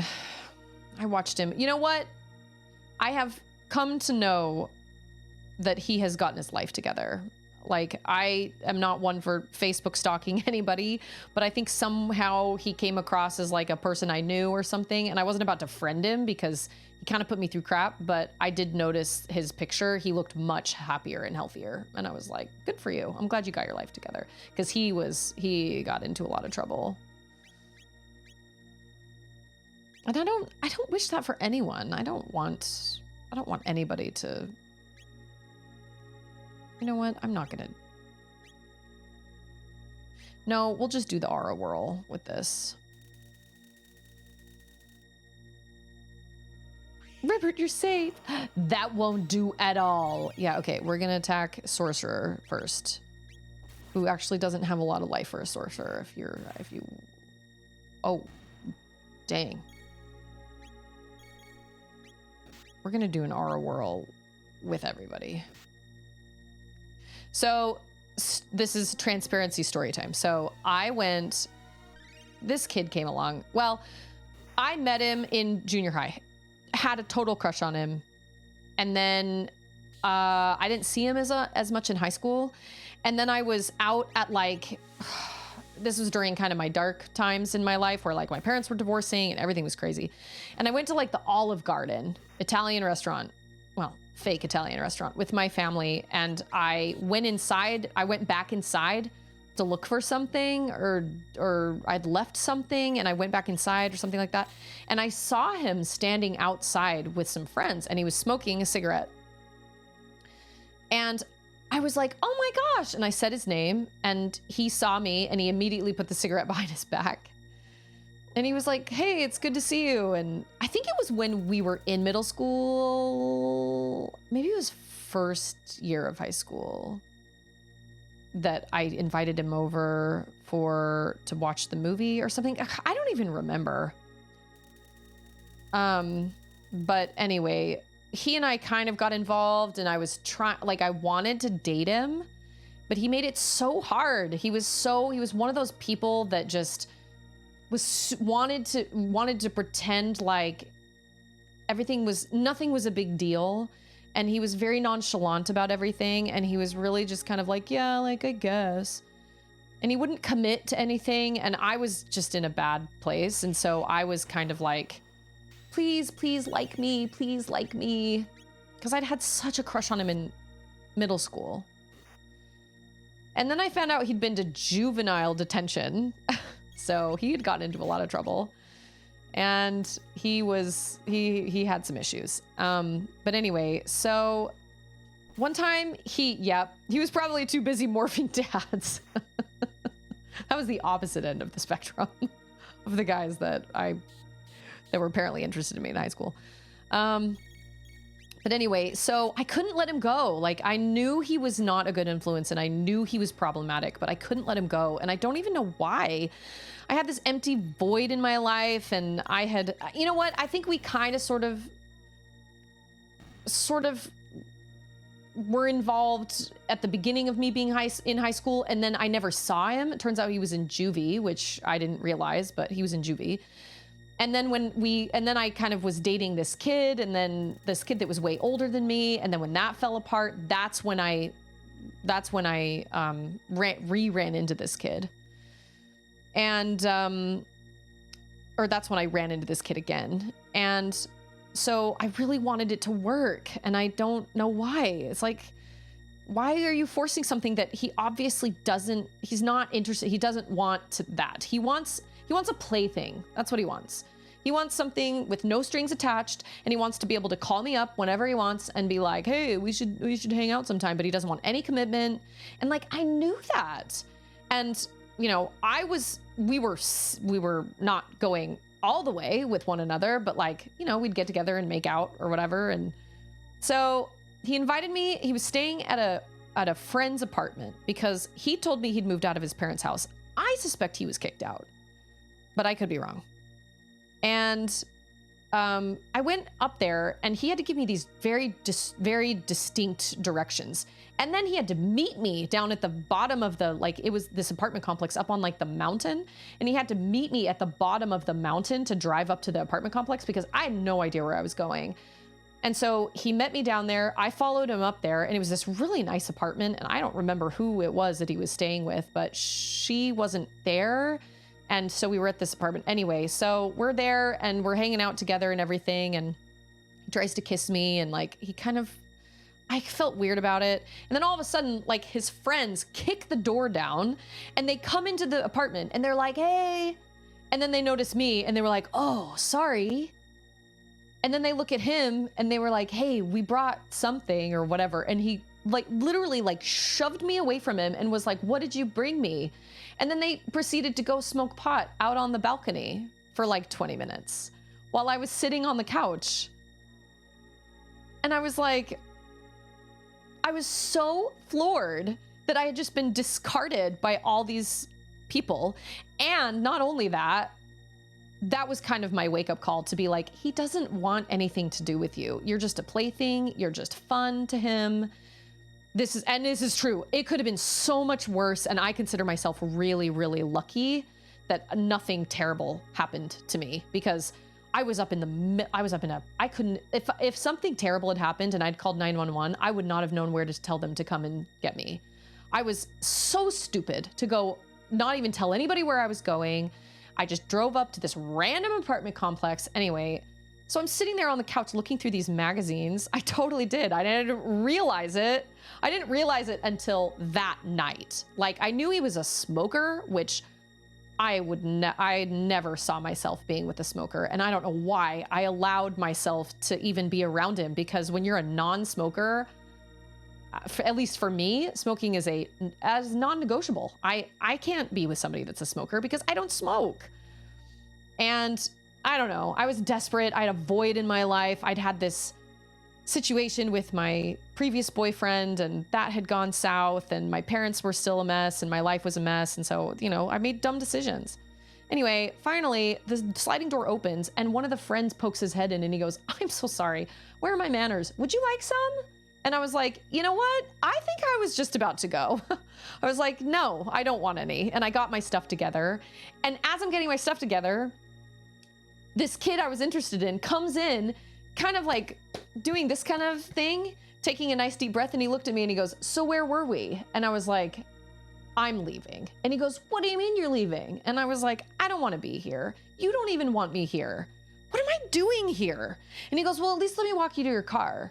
So he walked me to my car, and then he kissed me at the car. Oh, he tasted so gross. No offense to anybody in this chat, but weed is gross. Cigarettes are gross. And I think vaping is gross. That's just my personal opinion, but it does not smell good. It does not taste good. It's gross. So he tried to kiss me, and oh, it was so gross. And as I was driving down the mountain, I was like, you idiot, Susie, what the heck were you thinking? If something had, like, you were just alone in an apartment with like 4 dudes that you don't even know. You knew him, you didn't know those other guys, you don't know where you are, you have no idea, like, you have no idea what could have happened at that point. If you would have called 911, you couldn't have even told him where you were. And it was after that that I was like, I'm cutting ties. I'm absolutely cutting ties. And then every time he text messaged me, I think there was one other time that like, I was like, I couldn't. He invited me and my friend, he'd moved to a different place and he invited me and my friend over. And I was like, and I remember driving over there. My friend wasn't a very good influence because she was like, we should just go. And I was like, why? Why should we go? And she goes, I don't know, it might be fun. And I was like, so we went, again, stupid decision. We went, we get there. There were all these beers all over. And I was like, we shouldn't be here. And my friend worked at a coffee shop that was down around the corner. And so she was like, oh, I just remembered I have to go pick something up at my work. Let's go. And then we'll come back. And I was like, okay. So we left, and I'm remembering very little snippets. We left and we got to the coffee shop, and the whole way we were driving there, I was like, what are we doing? Why are we here? Why can I not let go of my feelings for this kid when he's obviously a bad influence for me and he's obviously not making good choices? He's not somebody I want to be with on like seriously. Why can't I let him go? Was it because he was just super attractive? I don't know. And my friend was like, she didn't really help, but she was just kind of like, I don't know. I don't really know what you see in him, but I don't know. But she wasn't really helpful either, because she wasn't like, yeah, just freaking kick him to the curb. Like, you deserve so much better. She wasn't like that either, but she was like, I don't really know. Yeah, something, one that got away. So we show up at the, hold on, I gotta go check what my dog's barking at. Make sure that nobody's, hold on.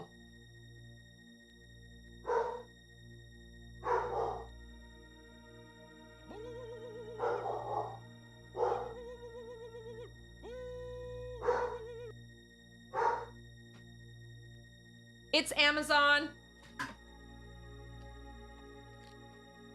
So we get to the coffee shop and we walk into the coffee shop, and I was looking down at my phone and I heard my friend say, oh, well, good morning, sleepyhead. It's late. How have you been asleep? And I look up and there was this kid that was so unbelievably, oh my gosh, he was so adorable. And he was her boss, but he was like only a year older than her. And somehow he ran this coffee shop. And instantly, all the thoughts of this other kid disappeared. And all I could think of was this kid. And I was like, hi. And my friend was like, oh, sorry, where are my manners? You've been waiting This so is, long. yeah, Here it thank is. you. Oh, you got two. No, don't open one of them, because one of them's for you. Oh, This is a Christmas This box? present. Don't touch it. Okay. Don't touch I it. just feel that it's a box. Back away. I just feel that it's a box. I know.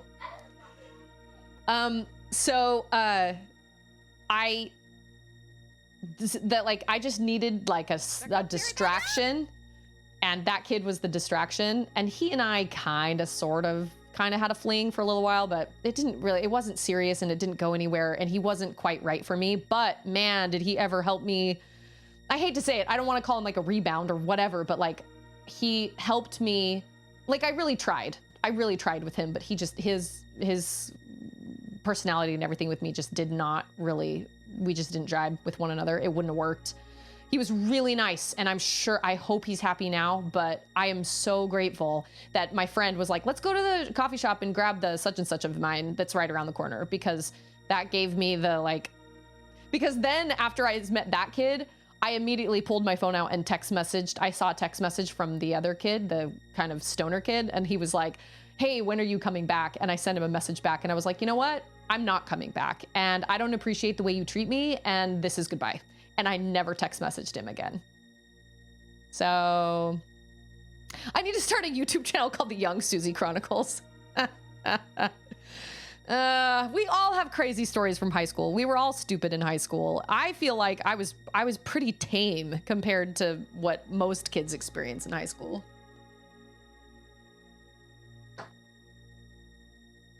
Dumb. And you know what? I actually talked to Ander about this because Ander said the same thing. He was like, I don't understand why, or I said this to Ander. I was like, I don't understand why you see these really dumb, stupid, kind of apish guys out with these beautiful, wonderful girls. What is that? And Ander was like, it's because most of the time when you're young, when you're in high school, especially, girls oftentimes are willing to settle because they don't get attention from the guys that they want attention from. And so they just go with whatever guy gives them attention. And usually it's the dumb ones that don't have anything to lose and they shoot their shot. And then that's why you see a super pretty girl that with a really nice personality hanging out with an idiot, because all the nice guys were probably a little too scared or a little too intimidated. Because I remember my mom telling me that when I was in high school. She was like, well, you're confident and you're an extrovert, and I'm sure people are probably intimidated by you. And I was like, but I've been told all my life to be confident. How do I fix that? I'm not a shy person, and I'm not going to not be confident just so I can make some guy feel more secure. That's stupid. And my mom was like, I don't know. So that's what Ander said. He was like, girls, when they want somebody and when they get desperate because they want a boyfriend or something, their first choice is never the stoner kid. Their first choice is somebody else. But if that somebody else doesn't shoot their shot and the stoner kid does, they'll eventually be like, oh, well, okay, I guess I'm going to hang out with this kid. And I see it all the time. And I want so badly to be like, okay, I know you want a boyfriend right now. You don't need a boyfriend right now. There's plenty of time. Don't tie your worth to whether or not you're with a person. And that goes for both boys and girls. Your worth is not dependent on whether you have a boyfriend or a girlfriend or whether you're married or whatever. You should absolutely wait until the right person comes along instead of settling. And obviously I learned that, I eventually learned that, but oh, I hate that move.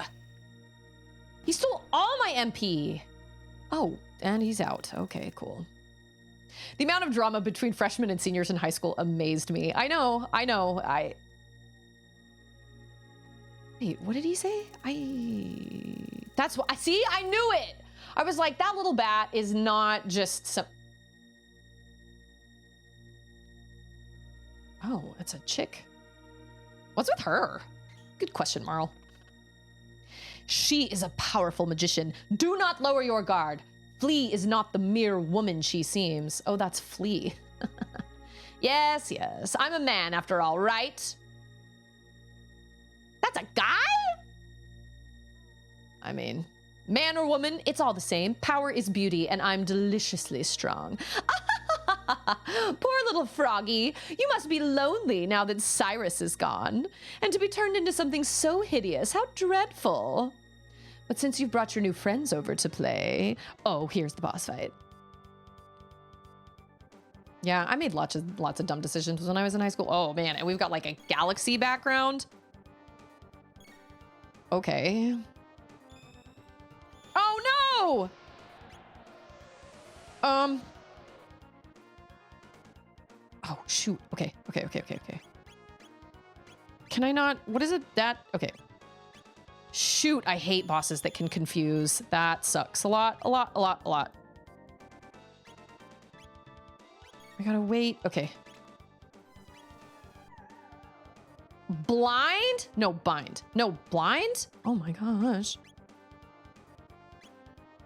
How come we can't do our ice? Oh, that's because he doesn't have any magic. Oh, that's right. Okay. Oh, now she's gonna get all confused. Oh, this is gonna be terrible. Okay, all right. I'm not paying attention. I'm still thinking of like high school Susie. Well, when you say transparency storyline, you're certainly not kidding. I think it's important to be honest about our struggles that we've had to a degree. I mean, obviously, I don't want to say that you should come to on live stream. I'm not going to come completely out. Oh, what's wrong with him? Is he poisoned? like with deep struggles I've had, some deep struggles I've had, but at the same time, I think it's people can learn from other people's mistakes and other people's experiences, and I don't know, I think it's important to be transparent and honest. That is something that I struggled with personally. Oh, I don't have any. Okay. I have a, oh.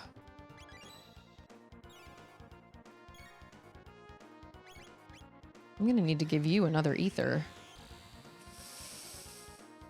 Man, Ribert. Okay, this is terrible. I came into this like totally. Where's Ayla? She can get rid of status effect. I only have one. Oh, okay. Well, at least. I don't have any more Athenian waters? Oh my gosh, I am screwed. There's no way. She might as well just kill me. Storyline. You know, might as well subplot. Both my people are dead. There's no way. I didn't realize I didn't have enough Athenian waters. And I was only half paying attention. I mean, the real takeaway from that story is don't settle. If somebody acts like they don't care about you, believe them. Why would you keep being like, oh, I know that they actually do like me or love me and that they treat you like crap? Who does that? If somebody treats you like they don't care, believe them. And that was my biggest problem with that relationship, was that I wanted it to work so badly because I was somehow so struck by this kid.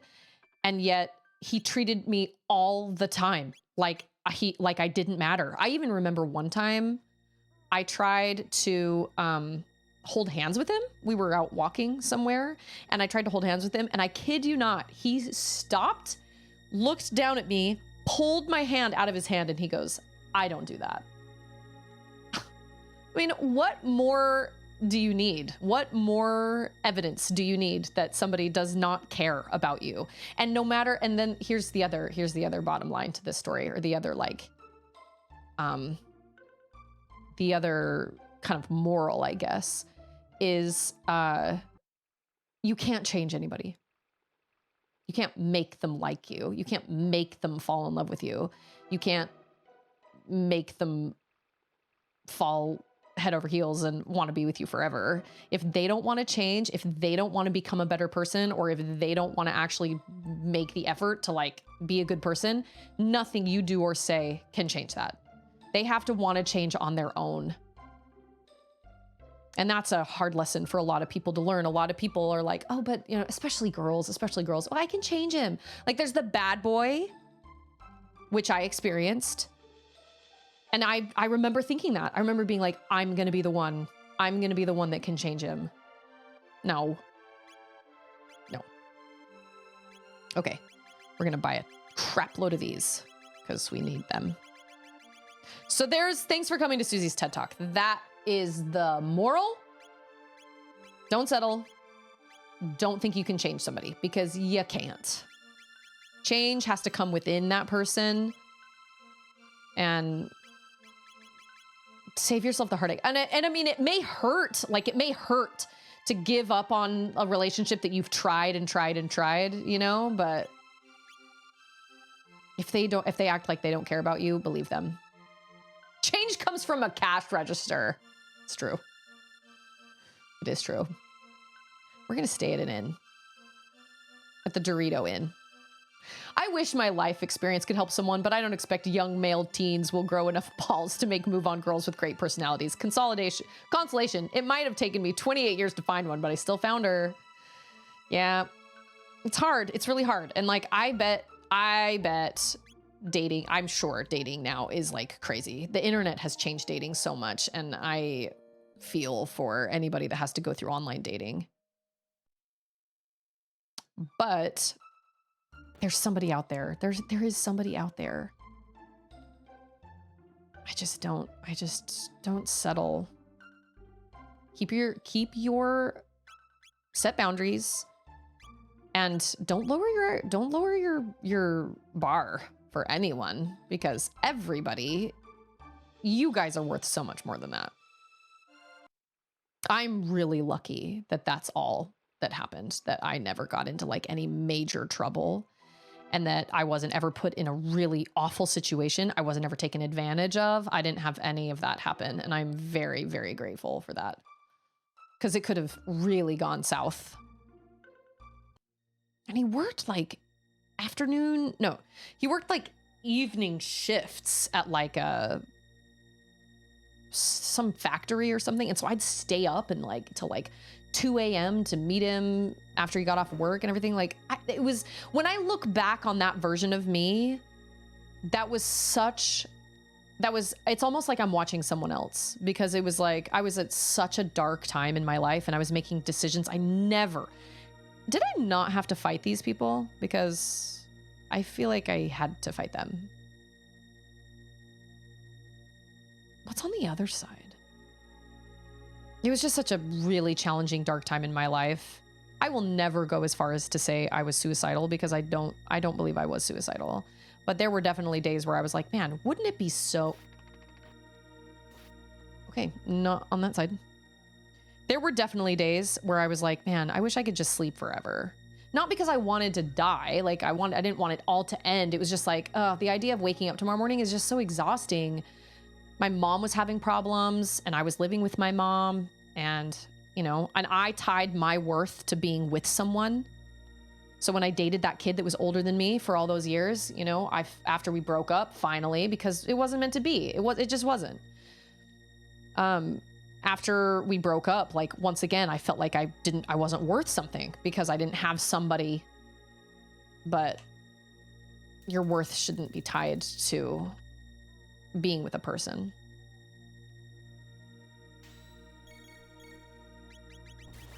We're just gonna hit you in the face with our swords.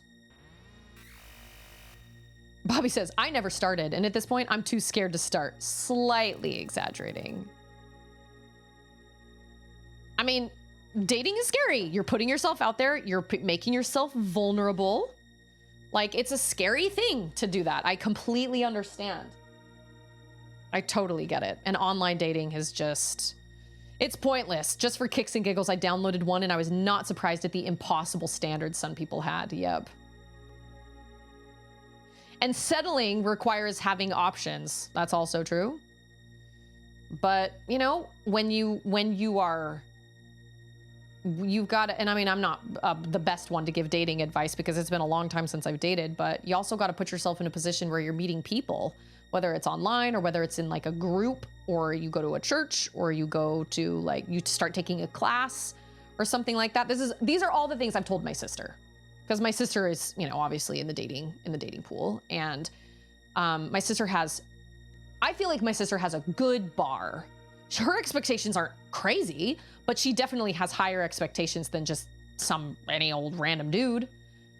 And my sister was like, well, I just don't know where to meet people. And I'm like, well, you gotta join something, man. You gotta either take a class somewhere, you gotta join a book club, you gotta join, join a club at your school campus. There are online meetup type places, and you can meet people online. It doesn't necessarily have to be in real life. It can be through like meeting people through a Discord, or meeting people through, some sort of virtual something. But, unfortunately, you do have to put yourself out there. And that is scary. That's really scary. It's making yourself vulnerable, and that's really scary. And I completely understand that. Everybody feels that way. Even people that look like they have it all together, then they really don't. And they're just as nervous to be vulnerable. Well, and Hollywood doesn't help either, because Hollywood paints these pictures of like little meet cutes and things like that don't really happen in real life. Like some girl that trips over a leaf and happens to be caught by like Matthew McConaughey. That doesn't happen in real life. Some people can have a super cool little meet cute, but it doesn't happen that often. Usually you meet at through a friend, or I don't know. But like I said, I'm not really one to give great dating advice because I haven't dated in a really, really, really long time. And my dating experience was actually not great either, because I dated a couple kids and then I dated somebody that was 4 years older than me for like a year and a half. And then I broke up with him and then kind of sort of socially dated a couple guys for a little bit. And then Ander came home from his mission and I was like, oh my gosh, the last 2 years of my life have been the worst of my entire life. And I need to change something. And Ander and I started dating and that was the end of that. So I'm not even really one to, I can't even really give a whole lot of advice. But that's what I tell my sister. I'm like, you got to join something. You got to either join a class or like an online virtual space or I don't know, take a class at a community center or something. It's all about trying to, unfortunately, you gotta put yourself out there and even if it's just a little bit, but that's scary. It's really scary. I don't like this fight. Speaking of scary, I hate this fight because she can confuse. Oh, and I came into this fight without any MP. Remember? I don't think it was her that actually took away my MP. I'm pretty sure it was the dude before her that I thought was the boss, but he was not. Nice. Okay. I was gonna say, well, at least she doesn't take a whole lot of what about your ice water? Okay, ice water. I don't know. Oh, was that all three of us? No, that was two of us. I mean, that wasn't so bad. Cleave. Wait, I'm sorry. Who has 0? Did she take all my... Oh, did I not give myself... Oh my gosh, I didn't give myself an ether. That's my own fault. I remember now. Dang. Okay. So I did all that prep and it still didn't.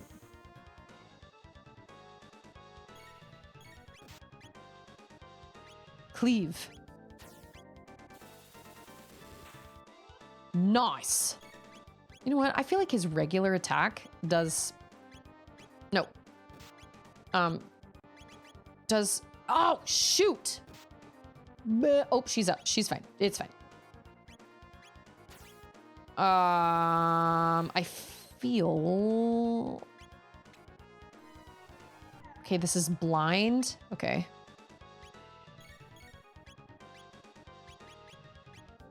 I was so unprepared for this last time. I don't know what I was thinking. Well, I was thinking that the first dude was going to be the boss fight, and then but I did have suspicions about that bat. I did indeed. Oh, shoot.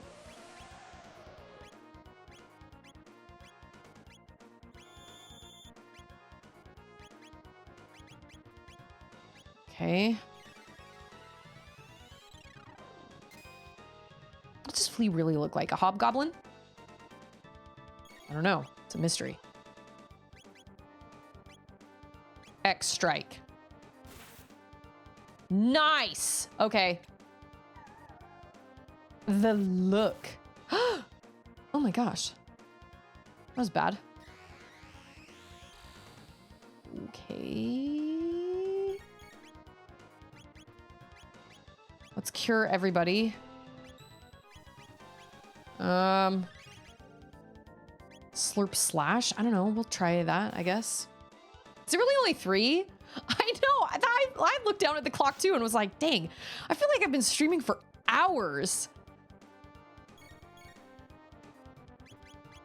Okay, so everybody's either poisoned or sleepy or, hey, it's Rumi! It's Rumi. How many of those do I have? 30? Awesome. I'm gonna use a mid potion. Nobody has died yet, so that is good.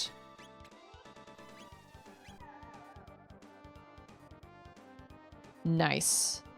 Okay. I had a lovely Thanksgiving. How about you guys? Did you guys have a good Thanksgiving? Did you go somewhere, Rumi? Did you guys travel anywhere? Wait, is it your parents or your wife's parents that live pretty close? That are relatively close? That is it. Oh, I'm ready, baby. Miss? No. Of course not. That would be too easy.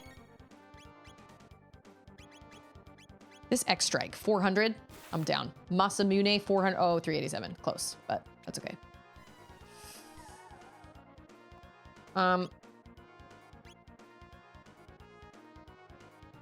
Ice sword? I don't know.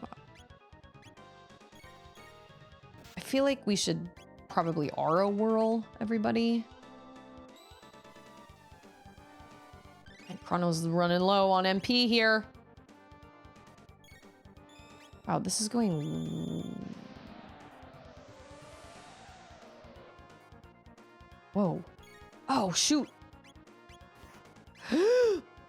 Okay, hold on. Okay, that was fine. That was good. That was fine and good. Nope, we need a mid-ether on him. Yeah, okay.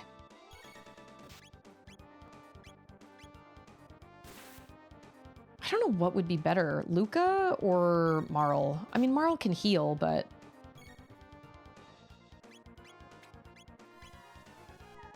My parents live halfway to Galveston. We went down there and did Thanksgiving and early Christmas. You're going to Arkansas for Christmas? Nice. Yay, we did it. I was just wildly unprepared that first time. I was too focused. But I'm so beautiful, Lord Magus. Beauty only gets you so far.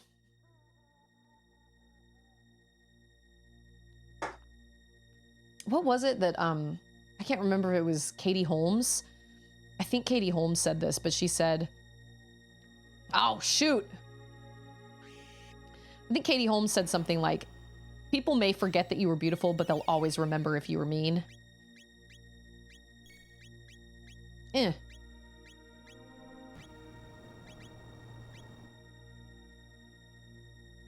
So, like, what if I want to use a... But I'm so beautiful. Honestly, that guy was an ingrate and an idiot to not care that someone wanted to hold his hand. Agreed. See, that's what I'm saying. Like, why was I trying so hard when it was very clear, like, so clear, so many times that he just didn't care, or that he thought he could treat me like crap and that I'd still stick around. And, like, no, even deep down, I knew, I was like, well, that's how, well, my self-esteem was really low at that point. And I was like, well, I obviously need to be with somebody. And if I'm not with somebody, I'm not worth anything. But even when I was with him, I still didn't feel worth anything because it didn't make me feel worth anything. My confidence and my, like, self-esteem had to come from, like, within me. And I know that sounds like a Disney movie, but it's true. Like, I had to realize that I was worth it on my own, with or without a person. I had to be like, you know what? What is it? You standing here. I am an awesome person, and gosh dang it, people like me. But I was broken too. I was really broken. I was broken because of the experiences that I'd had, and I was broken because I felt like I was spiritually broken. I felt very lost. I didn't really know who to talk to. Yeah, I know that sounds like a cat poster. So now that I've done this, can I go all the way out to the map and use a shelter and heal and then come back? Right? If I leave, like, that's done, so, right? Cool. Did I even have to do that? Or was that optional? Yeah, I was a pretty broken person back then because I was taking care of my mom. My mom was basically being a child. I was taking care of my mom. I was trying to finish high school while taking care of my mom and basically being a parent to my own mom who was severely depressed. And I was a mess. I was lost and I was sad and I was broken and I was... Oh, yeah, that was awesome. No. Oh, man, we're gonna have to fight them all. Please help us escape from this eternal suffering. Oh, this is like K-pop Demon Hunters. Are you Are you a prisoner of Gima too? Oh, wait, I don't think they respond very well to melee. Oh, just kidding. Just kidding. So, you know, with me being like super broken and super sad, like I had to do some serious soul searching and figure out what it was I believed, what I wanted, what my purpose was, you know? And Ander helped me discover that. I will admit, Ander helped me discover that. But, you know, sometimes you got to do some soul searching. But I think the first step is to realize that there's a problem. And to be like, I am not okay. And I need to get some help. And there's nothing wrong with getting help. That is the... What is that? There's a movie that I really wish I would have watched on Apple TV. It's called The Boy, the Horse, and the Mole. No, The Boy, the Horse, the Fox, and the Mole, or something. I've never seen it. But one of the lines in it is, what is the bravest thing you've ever said? And the little boy says, help. I think it takes a lot of guts to be like, you know what? I need help and I can't do this by myself. And that's when you either get a therapist, get a professional therapist, go to group therapy, tell one of your close friends and family, you know, whatever. That is the best thing that you could do for yourself and for everybody around you. Allow people to help you.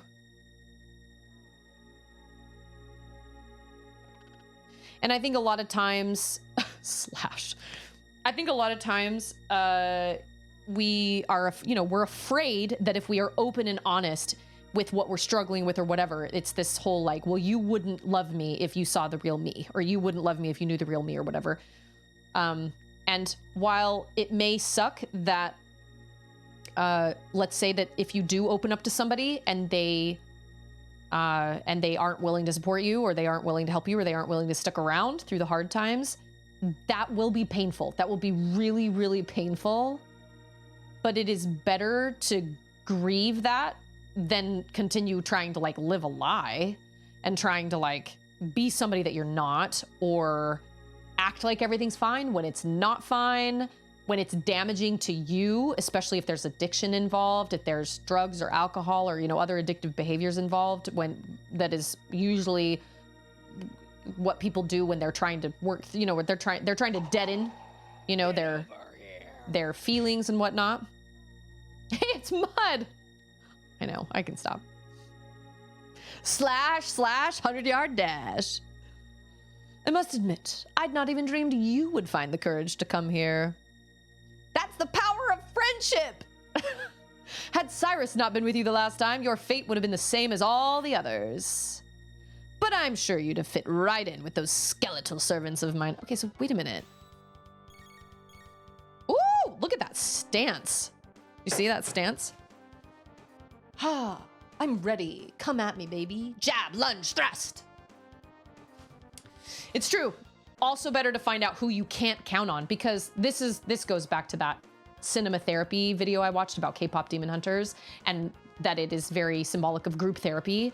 The therapist is talking about group therapy and how it works.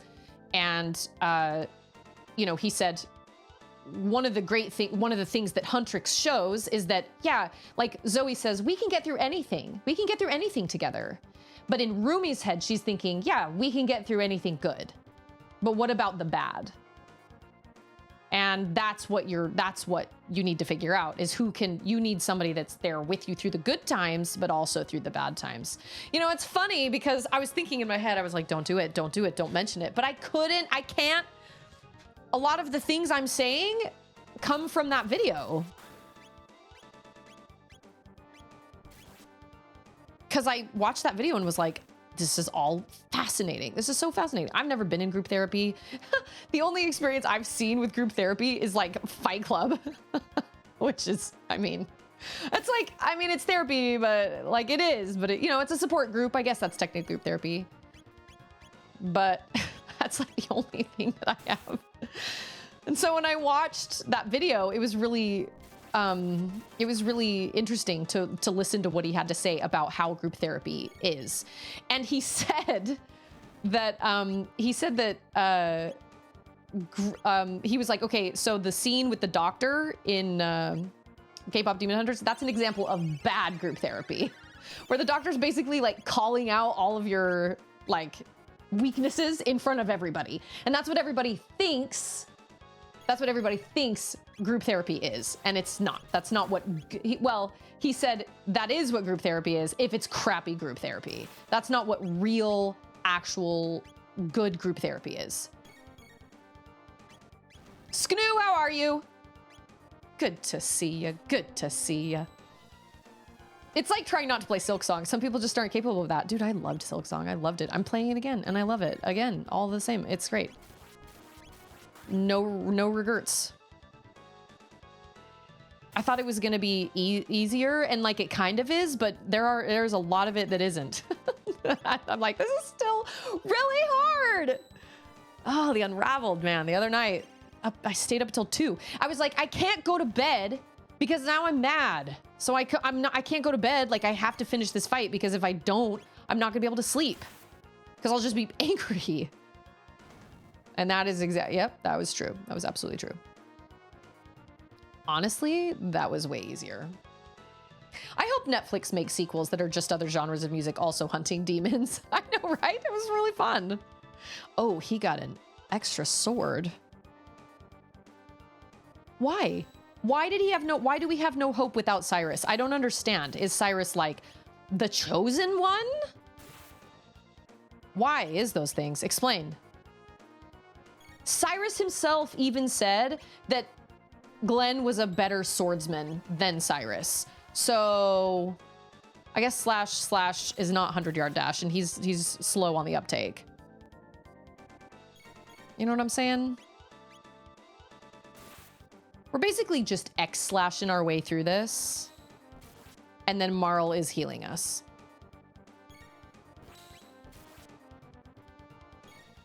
Pretty much. That's pretty much what's going on here. That X-slash is fabulous. He's absolutely fabulous. Oh, but now we need an aura whirl.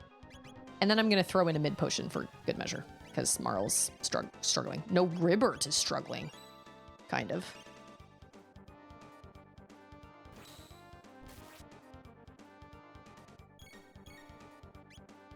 Extra. Oh, it's not X-Slash. It's X-Strike. The guy fighting with the sword being named Slash is like a fast runner being named Bolt. Completely unbelievable. I'm shaking my head. Can you believe that? Who would it? Who does that?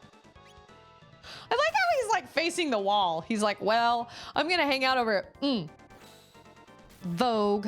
This stance is great.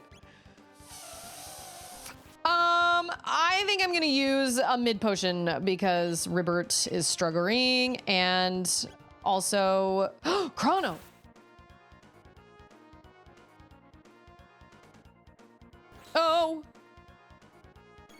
Oh, now it's time to get serious. Like now everybody is, we are dipping down into like bad numbers for our lives now. Oh, just kidding. Everything's fine. Just kidding. He looks like he's got a Octorok face.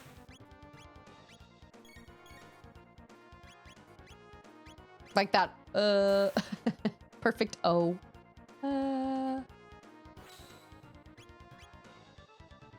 We're gonna cure Ribbert. Wow, Chrono's MP goes down a lot. And Ribbert's doesn't, even though we're doing the X-Strike together. That only takes 2 each time?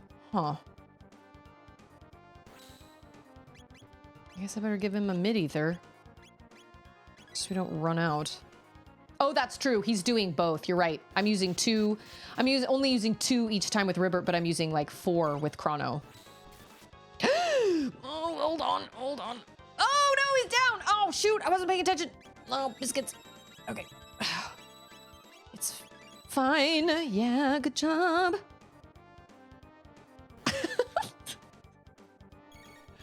Okay.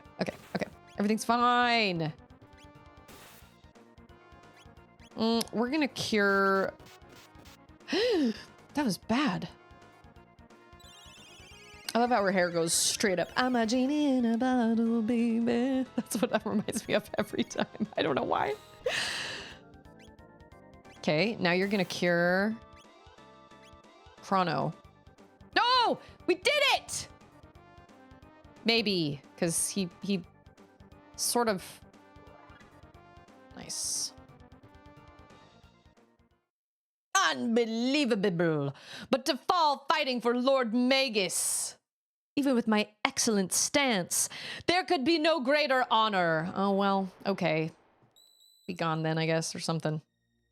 Do we get his sword? Nice.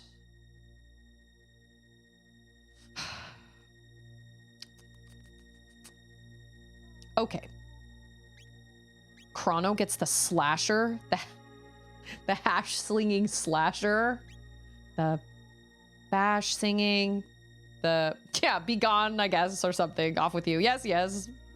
Use it responsibly. I think that's in Gravity Falls. He's like, yes, yes, use it responsibly. And whatnot. Okay, slasher. I like that. I like the sound of that. Speed +2. Whoa, my HP is 26. Dang. So does this mean I can use a shelter? Haha. Yes. Excelente. Suavemente. Oh, but we need to save.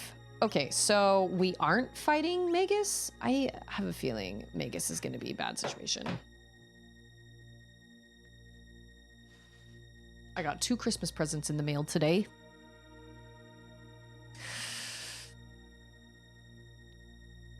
I am so excited about one of the presents we got Auden. Super, super cute. But I can't talk about it because my door's open. She's gonna hear me. Dang, Chrono is a level 20, Marl is 19, and Ribbert is falling behind. We're lagging, Ribbert. Never half butt. Use your whole butt. Hey, it's Wolf! Here, I'll close my door real quick. Hold on.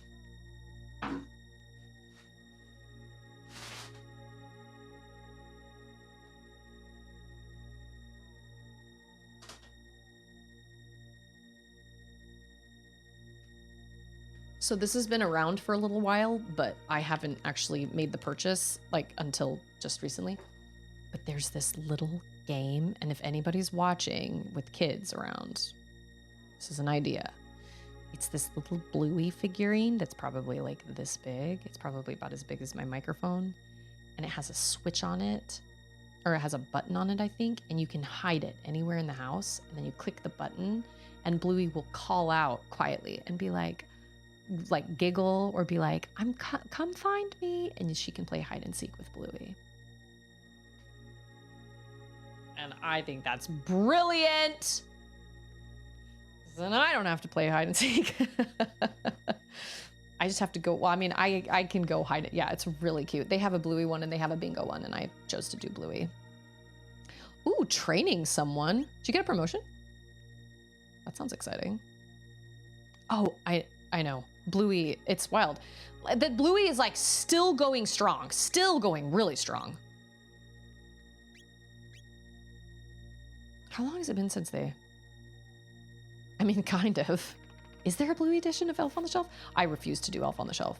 I have too many other things to remember. I am not going to sit and remember to move that thing around. I love the idea of it. I think it's really cute. But like, no way. Absolutely not. There's this video. There's this video of these parents that are coming down the stairs, and all you hear is the kids just screaming, crying. And one of the little girls comes in and she's like, she's holding it. And she's screaming about how somebody's holding it, and they go downstairs and their like littlest one that's like 2 is like holding on to the elf. And obviously the rules are you're not supposed to touch the elf or the elf loses its magic. And those girls were losing their G-dang minds. She's holding it. It can't go back to the North Pole. They were sobbing. And I thought, oh, that's what happens. I don't have the mental bandwidth for that. Not really promoted, but they hired some help. She is going to be extra hands for 2 of us so we can make sure everything is done on time. I bet you're a great trainer. I just get that feeling. Oh man, I was clicking through stuff too fast. I don't know what just happened. Something happened. I learned something. I don't know. Cool things. Oh, these are my Michael Jackson guys. My like sliders, or like electric slide.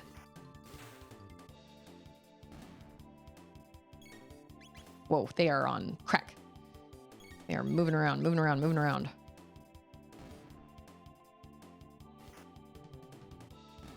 You know what? I'm not gonna lie. The fact that the Masamune or Masamune does this same amount of damage as my sword is kind of disappointing.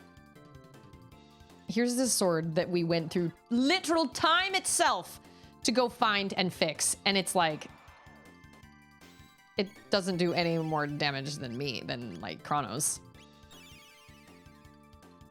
Your job hired you back in March to prep for Christmas? Dang, what does you do? I know Trekkie works for, is it Lowe's or Home Depot? I can't remember. It's one of those. Yeah, Bluey inflatables. I mean, everybody loves Bluey. Bluey's great.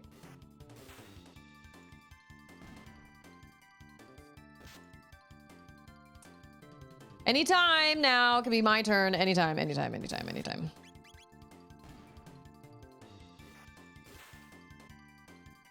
I do find it interesting that the baddies can wander all over the battleground, but we have to stay still. You know, I do love Bluey. I love Bluey a lot, but I do feel like there are a few episodes where kind of poor behavior is not celebrated, but like the episode where they're playing hospital or doctor or whatever. And, Bluey is, oh, she learned haste. Awesome. Bluey is playing the doctor and her dad is laying on the floor, and she comes like, Bingo's really nice, and then Bluey comes in and she's like, ding, and she says sting or something, and she pricks him with something or hits him, and he's like, ah, Bluey, that hurts, and she does it like 4 more times. And I've told my girls, I'm like, look, man, if you start physically hurting me while we're playing, game is over. It's not funny. It's not fun. Absolutely not. Like, no way. And she does it multiple times, even when he explicitly asks her to stop. And so, yes, it's funny, but there are parts where I'm like, dude, really? Like, we're just rewarding this behavior? This sounds like a culture shock thing to me. Oh, is it totally, are people okay over in Australia getting stuck by their kids? I would never. If I were playing a game with my kid and they were starting to physically hurt me, even after I asked them to stop, I would not play with them anymore. I would be like, game's over, man. I'm sorry. This is not fun to me. I'm not having a good time. Okay. I engrave bells, so I work with CNC machines and stuff like that. Bells? Bells for what? That is such a crazily specific thing.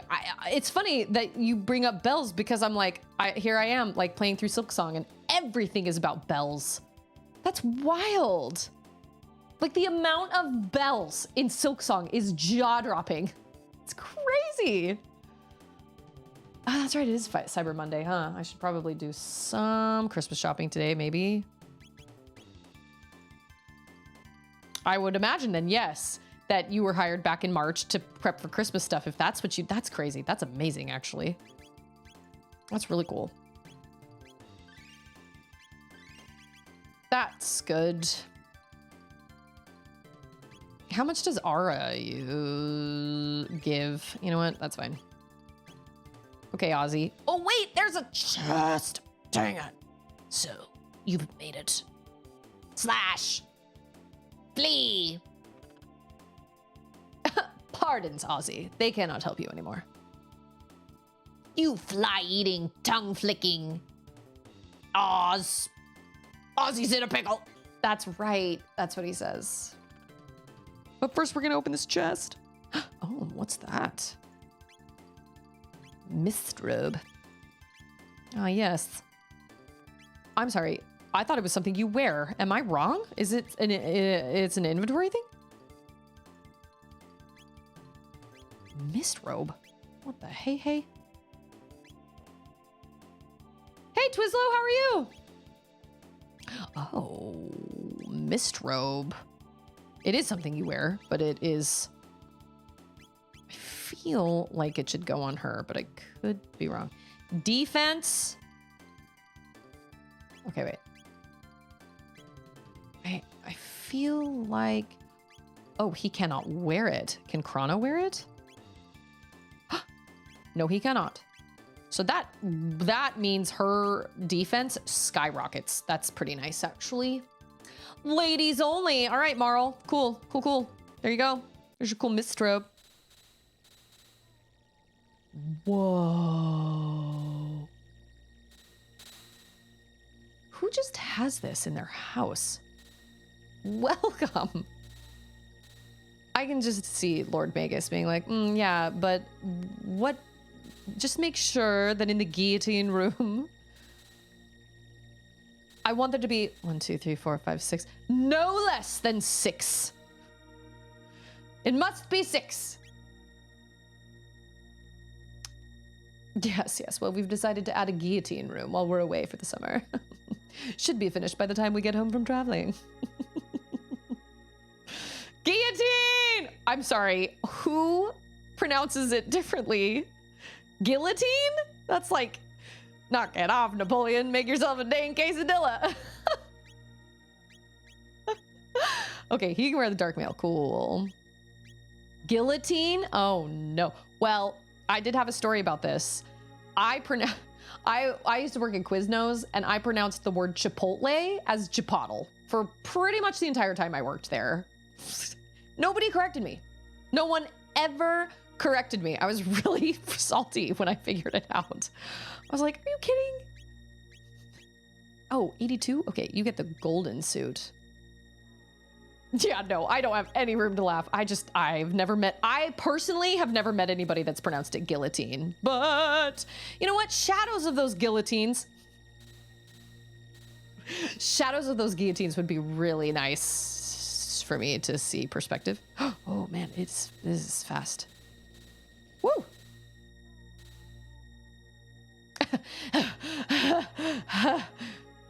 What?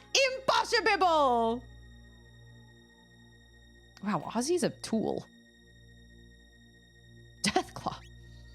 I want to say that's probably for Baymax. Yeah. Does that mean I should be using Baymax? A fillet?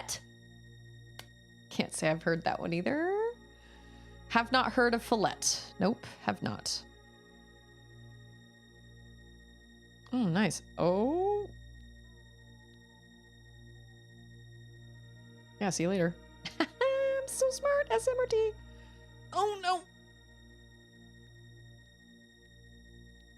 I do not want to fight all these dudes. This is getting old. I am amazed they don't actually make you fight all these dudes. I thought for sure. Oh, there he is again. Crank at the ready. Ozzy. Just gonna spam attack. Jimmy Buffett without the T. Jimmy Buffet. Jimmy Buffet. There are a lot of words I grew up reading that I never heard pronounced out loud. Mistakes were made. I mean, that's fair. You read one. Yeah, you read, like, that's happened with Charlotte a couple times. She's read a word out loud that she's probably never heard out loud before. And so she'll read it, and then she may be like reading out loud to me or something, and I'll be like, oh, that's pronounced this. That's pronounced Chipotle. Chipotle and quinoa. Because I pronounced it quinoa. Yeah, that was not smart. Ratatouille had a guide in the logo. Nice. Auden's been asking for a Ratatouille game. She was like, I really want a Ratatouille game for Christmas. And I was like, what?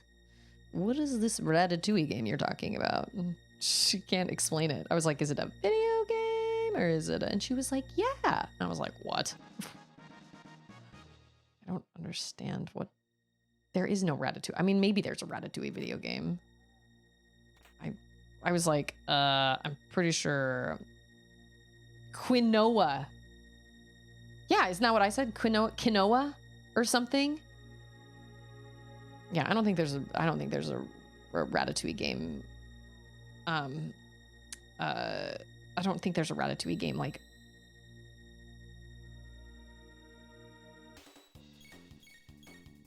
What? Blah blah blah. Wow, that was crazy.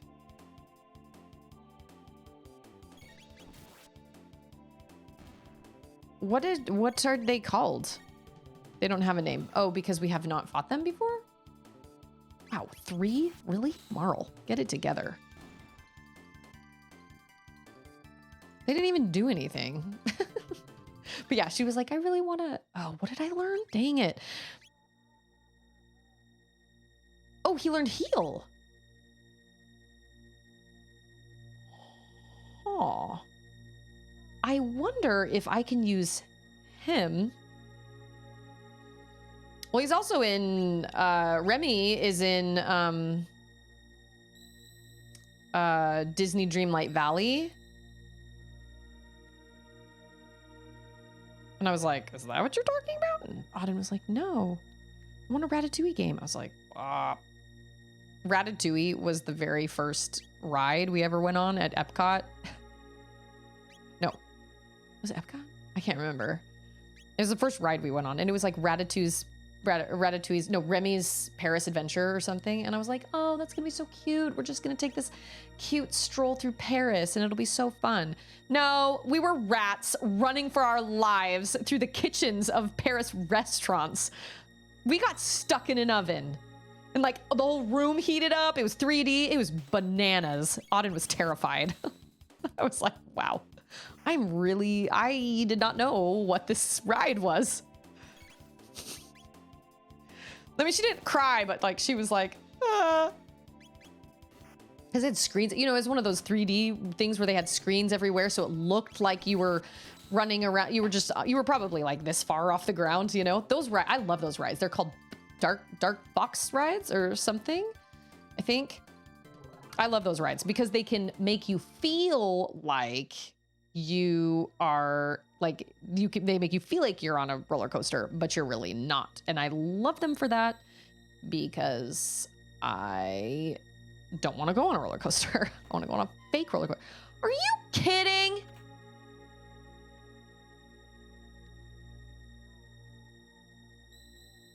They knew I was going to do that. Why won't you develop a Ratatouille game for her, Susie? Yeah, just go ahead and code one. It'll be totally easy. I know, she's like, well, Santa can do it. I'm like, oh, I'll have to text him, ask him. Hey man, can you make a Ratatouille game? That's the trouble. They're like, well, Santa can make one. Right. Yep. About that. I played right into that trap too. Oh, okay. This is where we save. So then are they gonna be like, oh no, I was right. Cool. Knew it.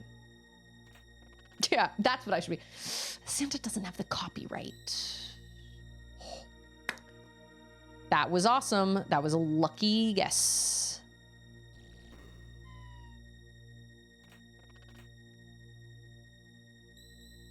Dang. Boo. Because English language is basically 3 raccoons in a trench coat searching other languages' pockets for loose grammar. It's totally true. The English language is so weird. And I've always known it was weird, but man, once you homeschool and you're trying to teach your kid these things, well, it's this way. I always just feel like Barbosa. They're more like guidelines anyway. All the time. Like, you just have to memorize it because it doesn't make any sense. It's not a language that only borrows from other languages. It follows them down dark alleyways, mugs them, and then goes through their pockets for any linguistic loose change. It's totally true. The English language is so weird.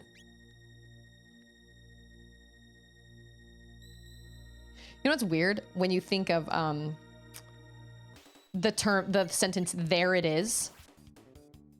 Like, if you really think about that, it's a weird way to say it. There it is.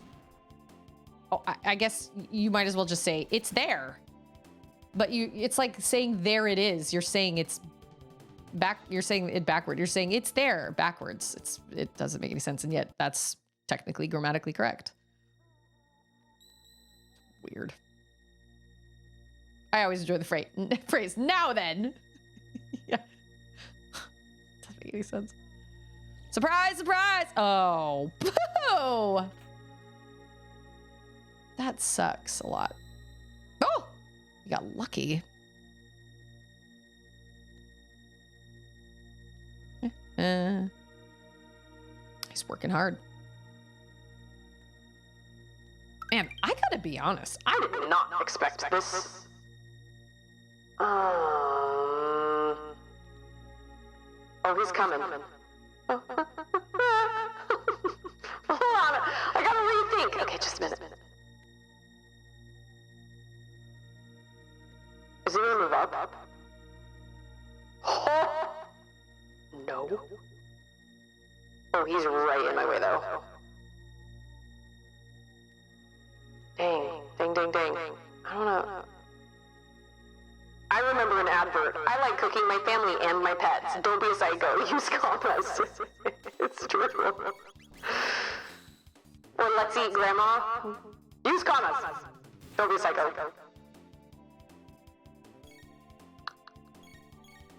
Okay. I can do that.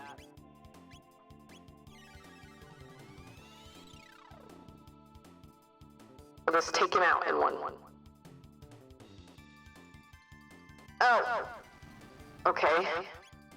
Daughter's mind was blown the other day by a post that explains what order we have to say adjectives in, or it sounds wrong.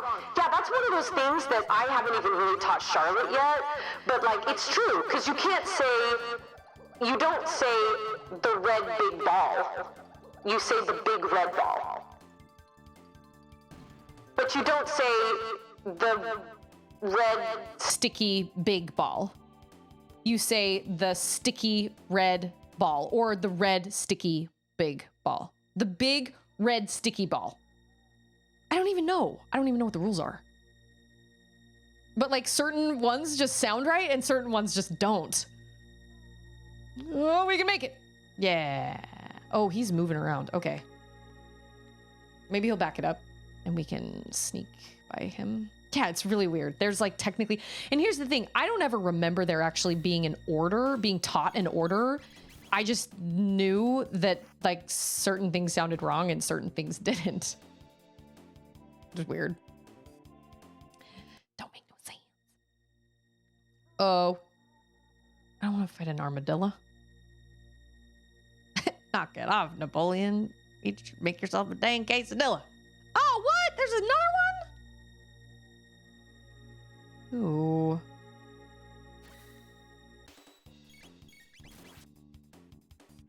Yeah, English language is weird. It's super weird.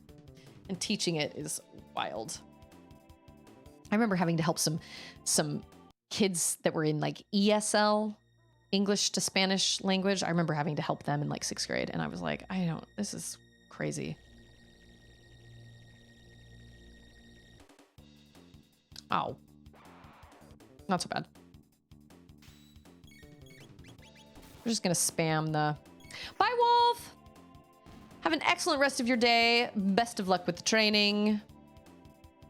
Oh, man. I remember training girls. I remember training girls to do eyelashes. I had a very high bar. Very high bar. And I knew that some of them got frustrated with me because I wouldn't let certain things slide. And I was like, dude, oh my gosh, tell me you did not say it that way. Say it what way? How's it going, Sword Art? What did I say? I was just just talking about training lashes. ESL, English as a second language. English as a second language. Oh, I don't remember even what I said. What did I say? Not English to Spanish. I couldn't remember. English to Spanish? Yeah, no, that doesn't make sense. Oh, two of these fellas.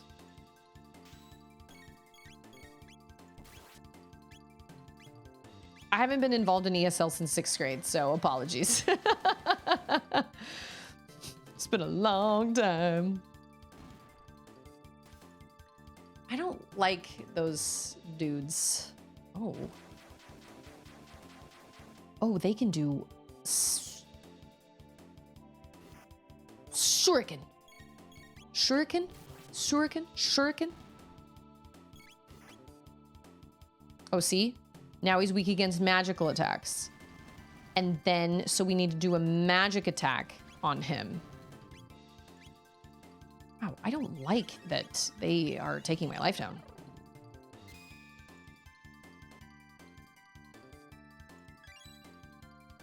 Okay, now we gotta do a physical attack. Oh, see, I see. He's a juggler. I gotcha. That's funny that they gave you those notes because it even says up at the top there. Oh, now it's weak against magical attacks.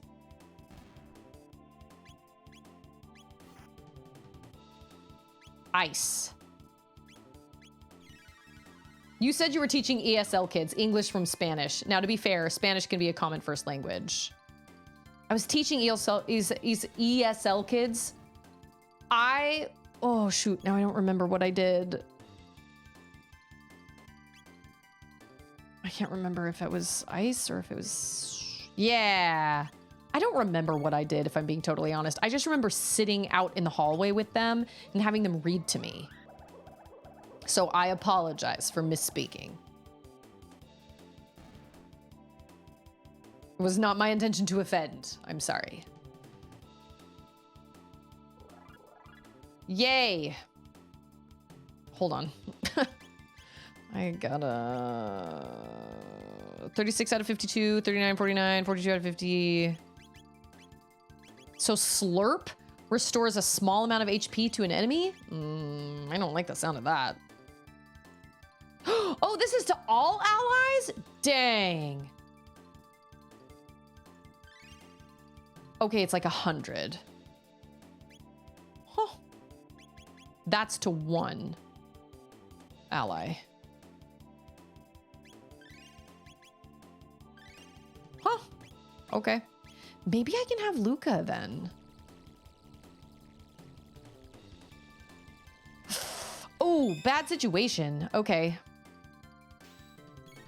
Okay, which one are we gonna pick? Top left. Got it. Water. That. Melee.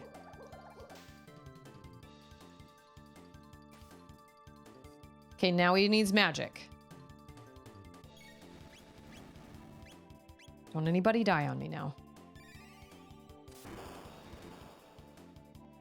I'm curious if they get like lightning 2, lightning 3, or if it's just lightning, like all the way, all through the whole game, just regular lightning.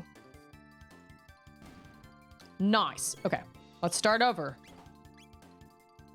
Okay. Good job, Marl. Why did she do that? That doesn't make any sense. Why did she go up and bonk him for 5 HP? That's dumb. I think we're on magic now. Yeah.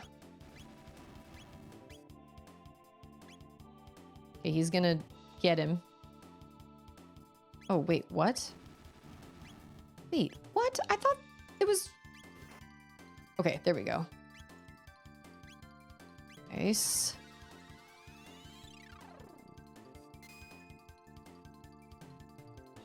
And then...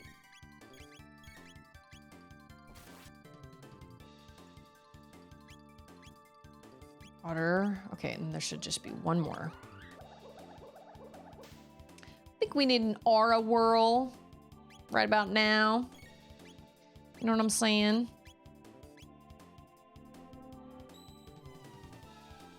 You're dreading your next post on game chat?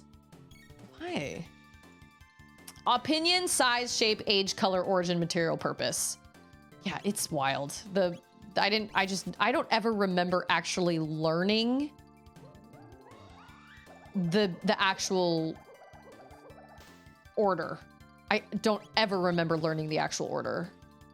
See, she didn't bonk him then. He's right in front of her and she shot him. It's so weird. Those guys are annoying.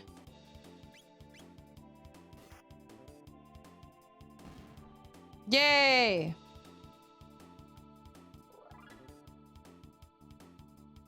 Oh, that's right. He's up there. Are we gonna fight him now? You weren't supposed to make it this far. Speed belt. All these rooms look the same. Oh! Oh, okay, that's fine. I was gonna say, I gotta do some healing, but I want to make sure. Can you play Luigi in Mario Galaxy 2? I don't know if you can, or do you just find him in one level and then he like helps you? I can't remember. It's been so long. And all that talk of Ori and the Blind Forest and everything when I was playing Yono and the Celestial Elephants makes me want to play those games again. He comes later on. He is unlockable.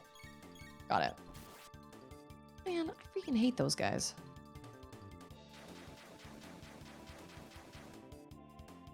Boo. He's an outlaw. I don't know if I'm going to be able to do this fight. It's 3:45. If we're going to make it all the way to Magus, I don't know if I'm actually going to be able to do this fight. I may have to stop right before we do it and then do it tomorrow.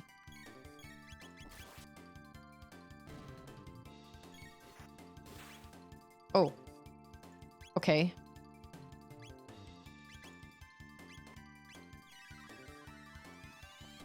I don't... Oh, well... I was gonna say, I don't feel like he does a lot of attacking.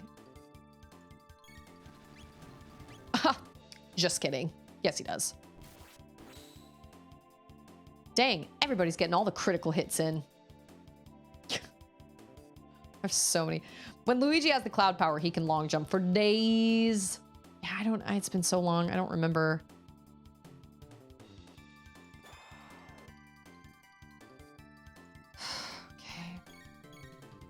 You know what? We're gonna take you down first, Juggler.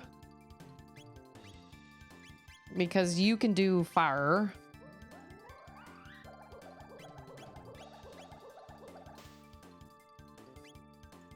And then we need to do fire. No, wait, physical. And then we need to do fire. Or, I'm sorry, magic.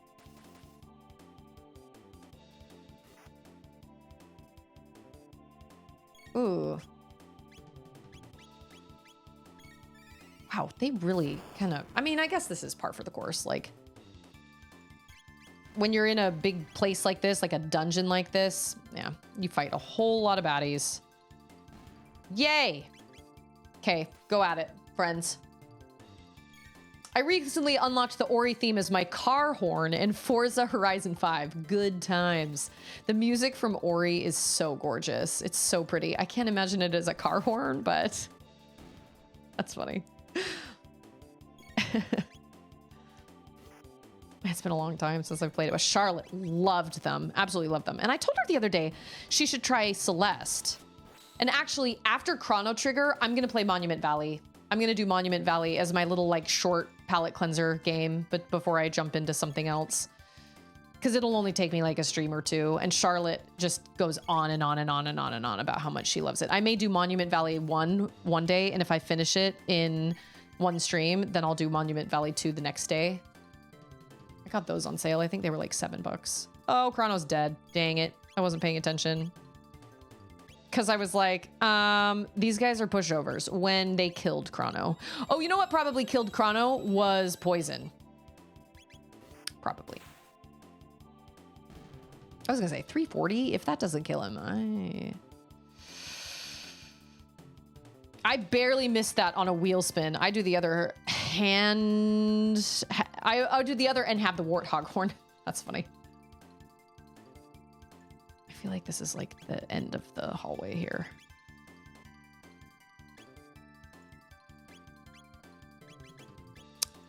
Well, we're gonna cure you. Oh wow, 300. That's a lot. Wow, that is a lot. Dang. And I have this pain in my upper back. All I want to do is lay on a warmie. Oh, I thought there was going to be a... Okay. So since it's... Hold on.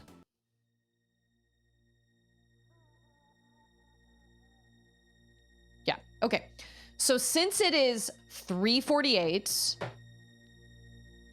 I'm not going to go into this battle right now because I have no idea if it's going to take me very long or if it's not going to take me long at all. I don't know, but what I don't want to do, I've got lots of stuff I got to get done today, and so I cannot take any extra time after my stream because I've got, well, like I just said, I talk in circles. So this is where I'm going to end it here today. I think this is a good spot to end. Tomorrow, my objective is clear. Unlike today, I was like, I don't remember where I'm going, but my objective is clear. We're gonna either fight Ozzy and then we're going to fight Magus, or we're just gonna fight Magus because maybe Magus is like, Ozzy, you failed, and kill him. I don't know. It's a mystery, but we'll pick up tomorrow and we will do this battle. So I just remembered that so this coming month, we are gonna be out of town from the 16th to the 21st. We're gonna be in Utah. And then there is something, the church has something called the Giving Machine, which is set up in different cities and stuff. And it's basically a vending machine of good deeds. It's like a service vending machine. And they have them set up in different cities. And it's really cool. You can like go and donate, like you can buy like, I don't know, some sort of service for somebody in need. And it's part of the church started this thing called Light the World, which is at Christmas time, and it goes on all during December. And it has like, there's a calendar on the church website that gives you ideas of how you can light the world every day for the month of December. And it's a really cool initiative, and it's great. And it's offering a way to help people that are in need and everything. And so they have this giving machine that is in Waco. And it's a little bit of a drive for me, but I signed up because she couldn't find anybody else. I signed up to do the 2 to 6 shift for the giving machine in Waco, and I have no idea what I'm gonna do. They said that I could sing songs, or I could have like a little craft table set up for kids or whatever. But the funny thing is it's on the 29th of December, which means Christmas is over. So I was like, well, what would I do for crafts then? Like, it's not like I could really do Christmassy crafts because Christmas is over, and I don't know. So I was gonna try and get our youth involved, but it's a Monday and I can't get enough adults to come with me because everybody's either working or home with their kids. And so tentatively, as of right now, I am not going to be streaming on the 29th of December because I'll be up there doing that. And that's like volunteering. I'm going to take Charlotte with me. I don't know if I'm going to take Auden because it's 4 hours and it's a little way. It's like, it's going to be like half a day. Now, if I can't find somewhere to take Auden and I just can't do it, then obviously I'll let you guys know. But because my mother-in-law is getting back surgery and she's my childcare, but I signed up because I was like, you know what? I can probably figure something out. The lady that was in charge of finding somebody was freaking out because she was like, I don't have anybody to do it. And I was like, I'd love to do it. And I'd love to sing. And I think it would be really fun. I just don't know if I have anybody to watch my kids. And she was like, well, I'll watch your kids. And I was like, yeah, well, I trust you, but I don't know if my kid will walk into your house. I don't know. So anyway, that's the tentative plan. I may not be able to do it, and I may have to back out if I can't find anybody to watch Auden, and if I can't find anybody help. What I'd really love is to get someone to go with me. I'd really love to do it in like me and Charlotte, and then maybe like, oh my gosh, I have an idea. My friend has Mondays off. And she has a daughter that's Charlotte's super good friend. I wonder if we could go all 4 of us. Great idea, Susie. Thanks, Susie. Okay, well, that's an option. But anyway, and so I know that I've got a couple, I've definitely got some days this month that I won't be streaming, but it's all for good causes, for a wedding and for service. I don't volunteer or offer service often because I'm kind of wrapped up in my own world and kind of wrapped up in all the stuff that I do. I mean, I serve my children, but I don't often get out to, like, I feel like I'm really making a difference in other people's lives with service like that. And so I'm actually looking forward to it. I kind of wish it were before Christmas, because now that I think about it, I'm like, what am I supposed to sing? I can't really, I mean, I guess I could still sing Christmas songs, but like, that's 4 days after Christmas. That's like New Year territory, you know? So I don't know, but that's on the 29th. And then of course we'll be gone from the 16th to the 21st. So this month obviously is going to be kind of a crazy one, but all good things, all good things. So just remember how important you are. And I hope you remember that you matter. And that's true. Oh my gosh.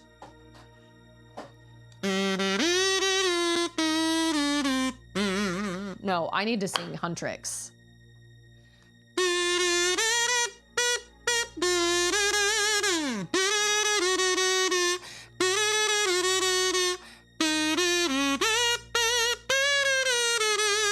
Seriously, that would be so fun. I should bring my kazoos. If my mom were around, my mom had all sorts of cool little like instruments and always had really fun ideas for, like, we used to go caroling every year, and we didn't always just sing. We would bring these little instruments and things that we would play, and it was really, really fun. So anyway, but I'll be back tomorrow, and oh shoot, there's an ad. I guess I need to stretch anyway. I have lots of video editing to do. Ah. Oh my gosh. Oh, but this is a good place to stop anyway. I gotta go finish my arm exercises. But you guys are all awesome, and you guys are so important. So don't forget that we might be going on a multi-day drive soon. My uncle passed away yesterday. Oh, I'm so sorry. And with Pokey with us, we're not flying home, but his sister has to look after his wife and daughter at the moment. Multi-day drive. Ooh, with Pokey. Dang. I'm so sorry for your loss. That's hard. And especially right around the holidays. That's really, really hard. You know, the holidays can be really great, but they can also be so emotionally draining and taxing and really depressing for a lot of people because, you know, like, especially after you lose somebody, you know, the first Christmas without my mom was really hard. And, you know, everybody else is surrounded by their family and everything. And so it can be a really emotional time, and a lot of people can feel really forgotten. And having a loss like that just makes things so much harder. So I'm really sorry to hear about that. A multi-day drive, man. Best of luck. I don't love road trips. I'm not one for road trips. Ander doesn't mind it. Ander drives a whole lot more than I do, and my brother doesn't mind it either, but I am not. Like, I've thought about it. I've thought about being like, well, like, we homeschool. Like, we could just drive out to Utah and just stay for like 2 weeks if we wanted to. But like, the drive out there. I just do not trust myself driving 24 hours by myself and not having anybody to switch places with. Like, it's a 24-hour drive from us to where my dad lives. Now, my brother lives 12 hours away. I feel like that's doable in 2 days. Do 2 6-hour drives. But Utah, that is too far. Too far. Just choose kindness. Remember to choose kindness, because you never know if somebody just lost their uncle or if somebody's having a hard time. And once again, like I just said, the holidays can be a really wonderful, magical, amazing time. But for a lot of people, it can be a really hard time. So if you have somebody in your life that you've been kind of like thinking, oh yeah, like I should check up on them or whatever, do it. Don't hesitate. Because there is nothing like the feeling of being remembered and feeling like you matter to someone else. So I would encourage you to act on that feeling, especially around the holidays. Don't let anybody feel forgotten during the holidays. And I hope none of you feel forgotten during the holidays either, because I appreciate every single one of you so much. You guys are so supportive of my little family and my little world. And I mean, I say this all the time, you know, thank you, thank you, thank you. But words really don't adequately describe how grateful I am to have such an awesome community of people. So I encourage you to, and if you can't think of anybody, see if you can think of somebody. See if you can think of somebody that you can reach out to and just tell them that you're thinking about them and that you just hope that things are going well. You never know when that could absolutely change somebody's life, because it has changed people's lives. So you guys are great. Stay excellent. Be awesome human beings. Don't be the reason somebody's life is harder. And I'll be back tomorrow, right? Yeah, tomorrow's Tuesday, right? Yeah. Okay. Yeah. So tomorrow's Tuesday, and I'll be back tomorrow, and we will fight Magus, I guess. I don't know. It's a mystery, but I mean, it shouldn't be a mystery, but like, who knows? He could throw out. Who knows who he could throw out at this point? Like, I should not be surprised. So we'll see what happens tomorrow. But everybody enjoy the rest of your day, your time zone, your night, wherever you are. Thank you so much for being here, and I will see all of you guys tomorrow. Bye-bye.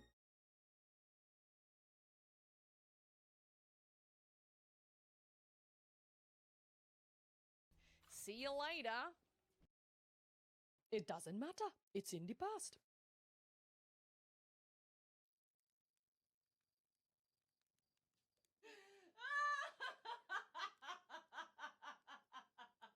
It's not over. It's not done till it's not over till it's what?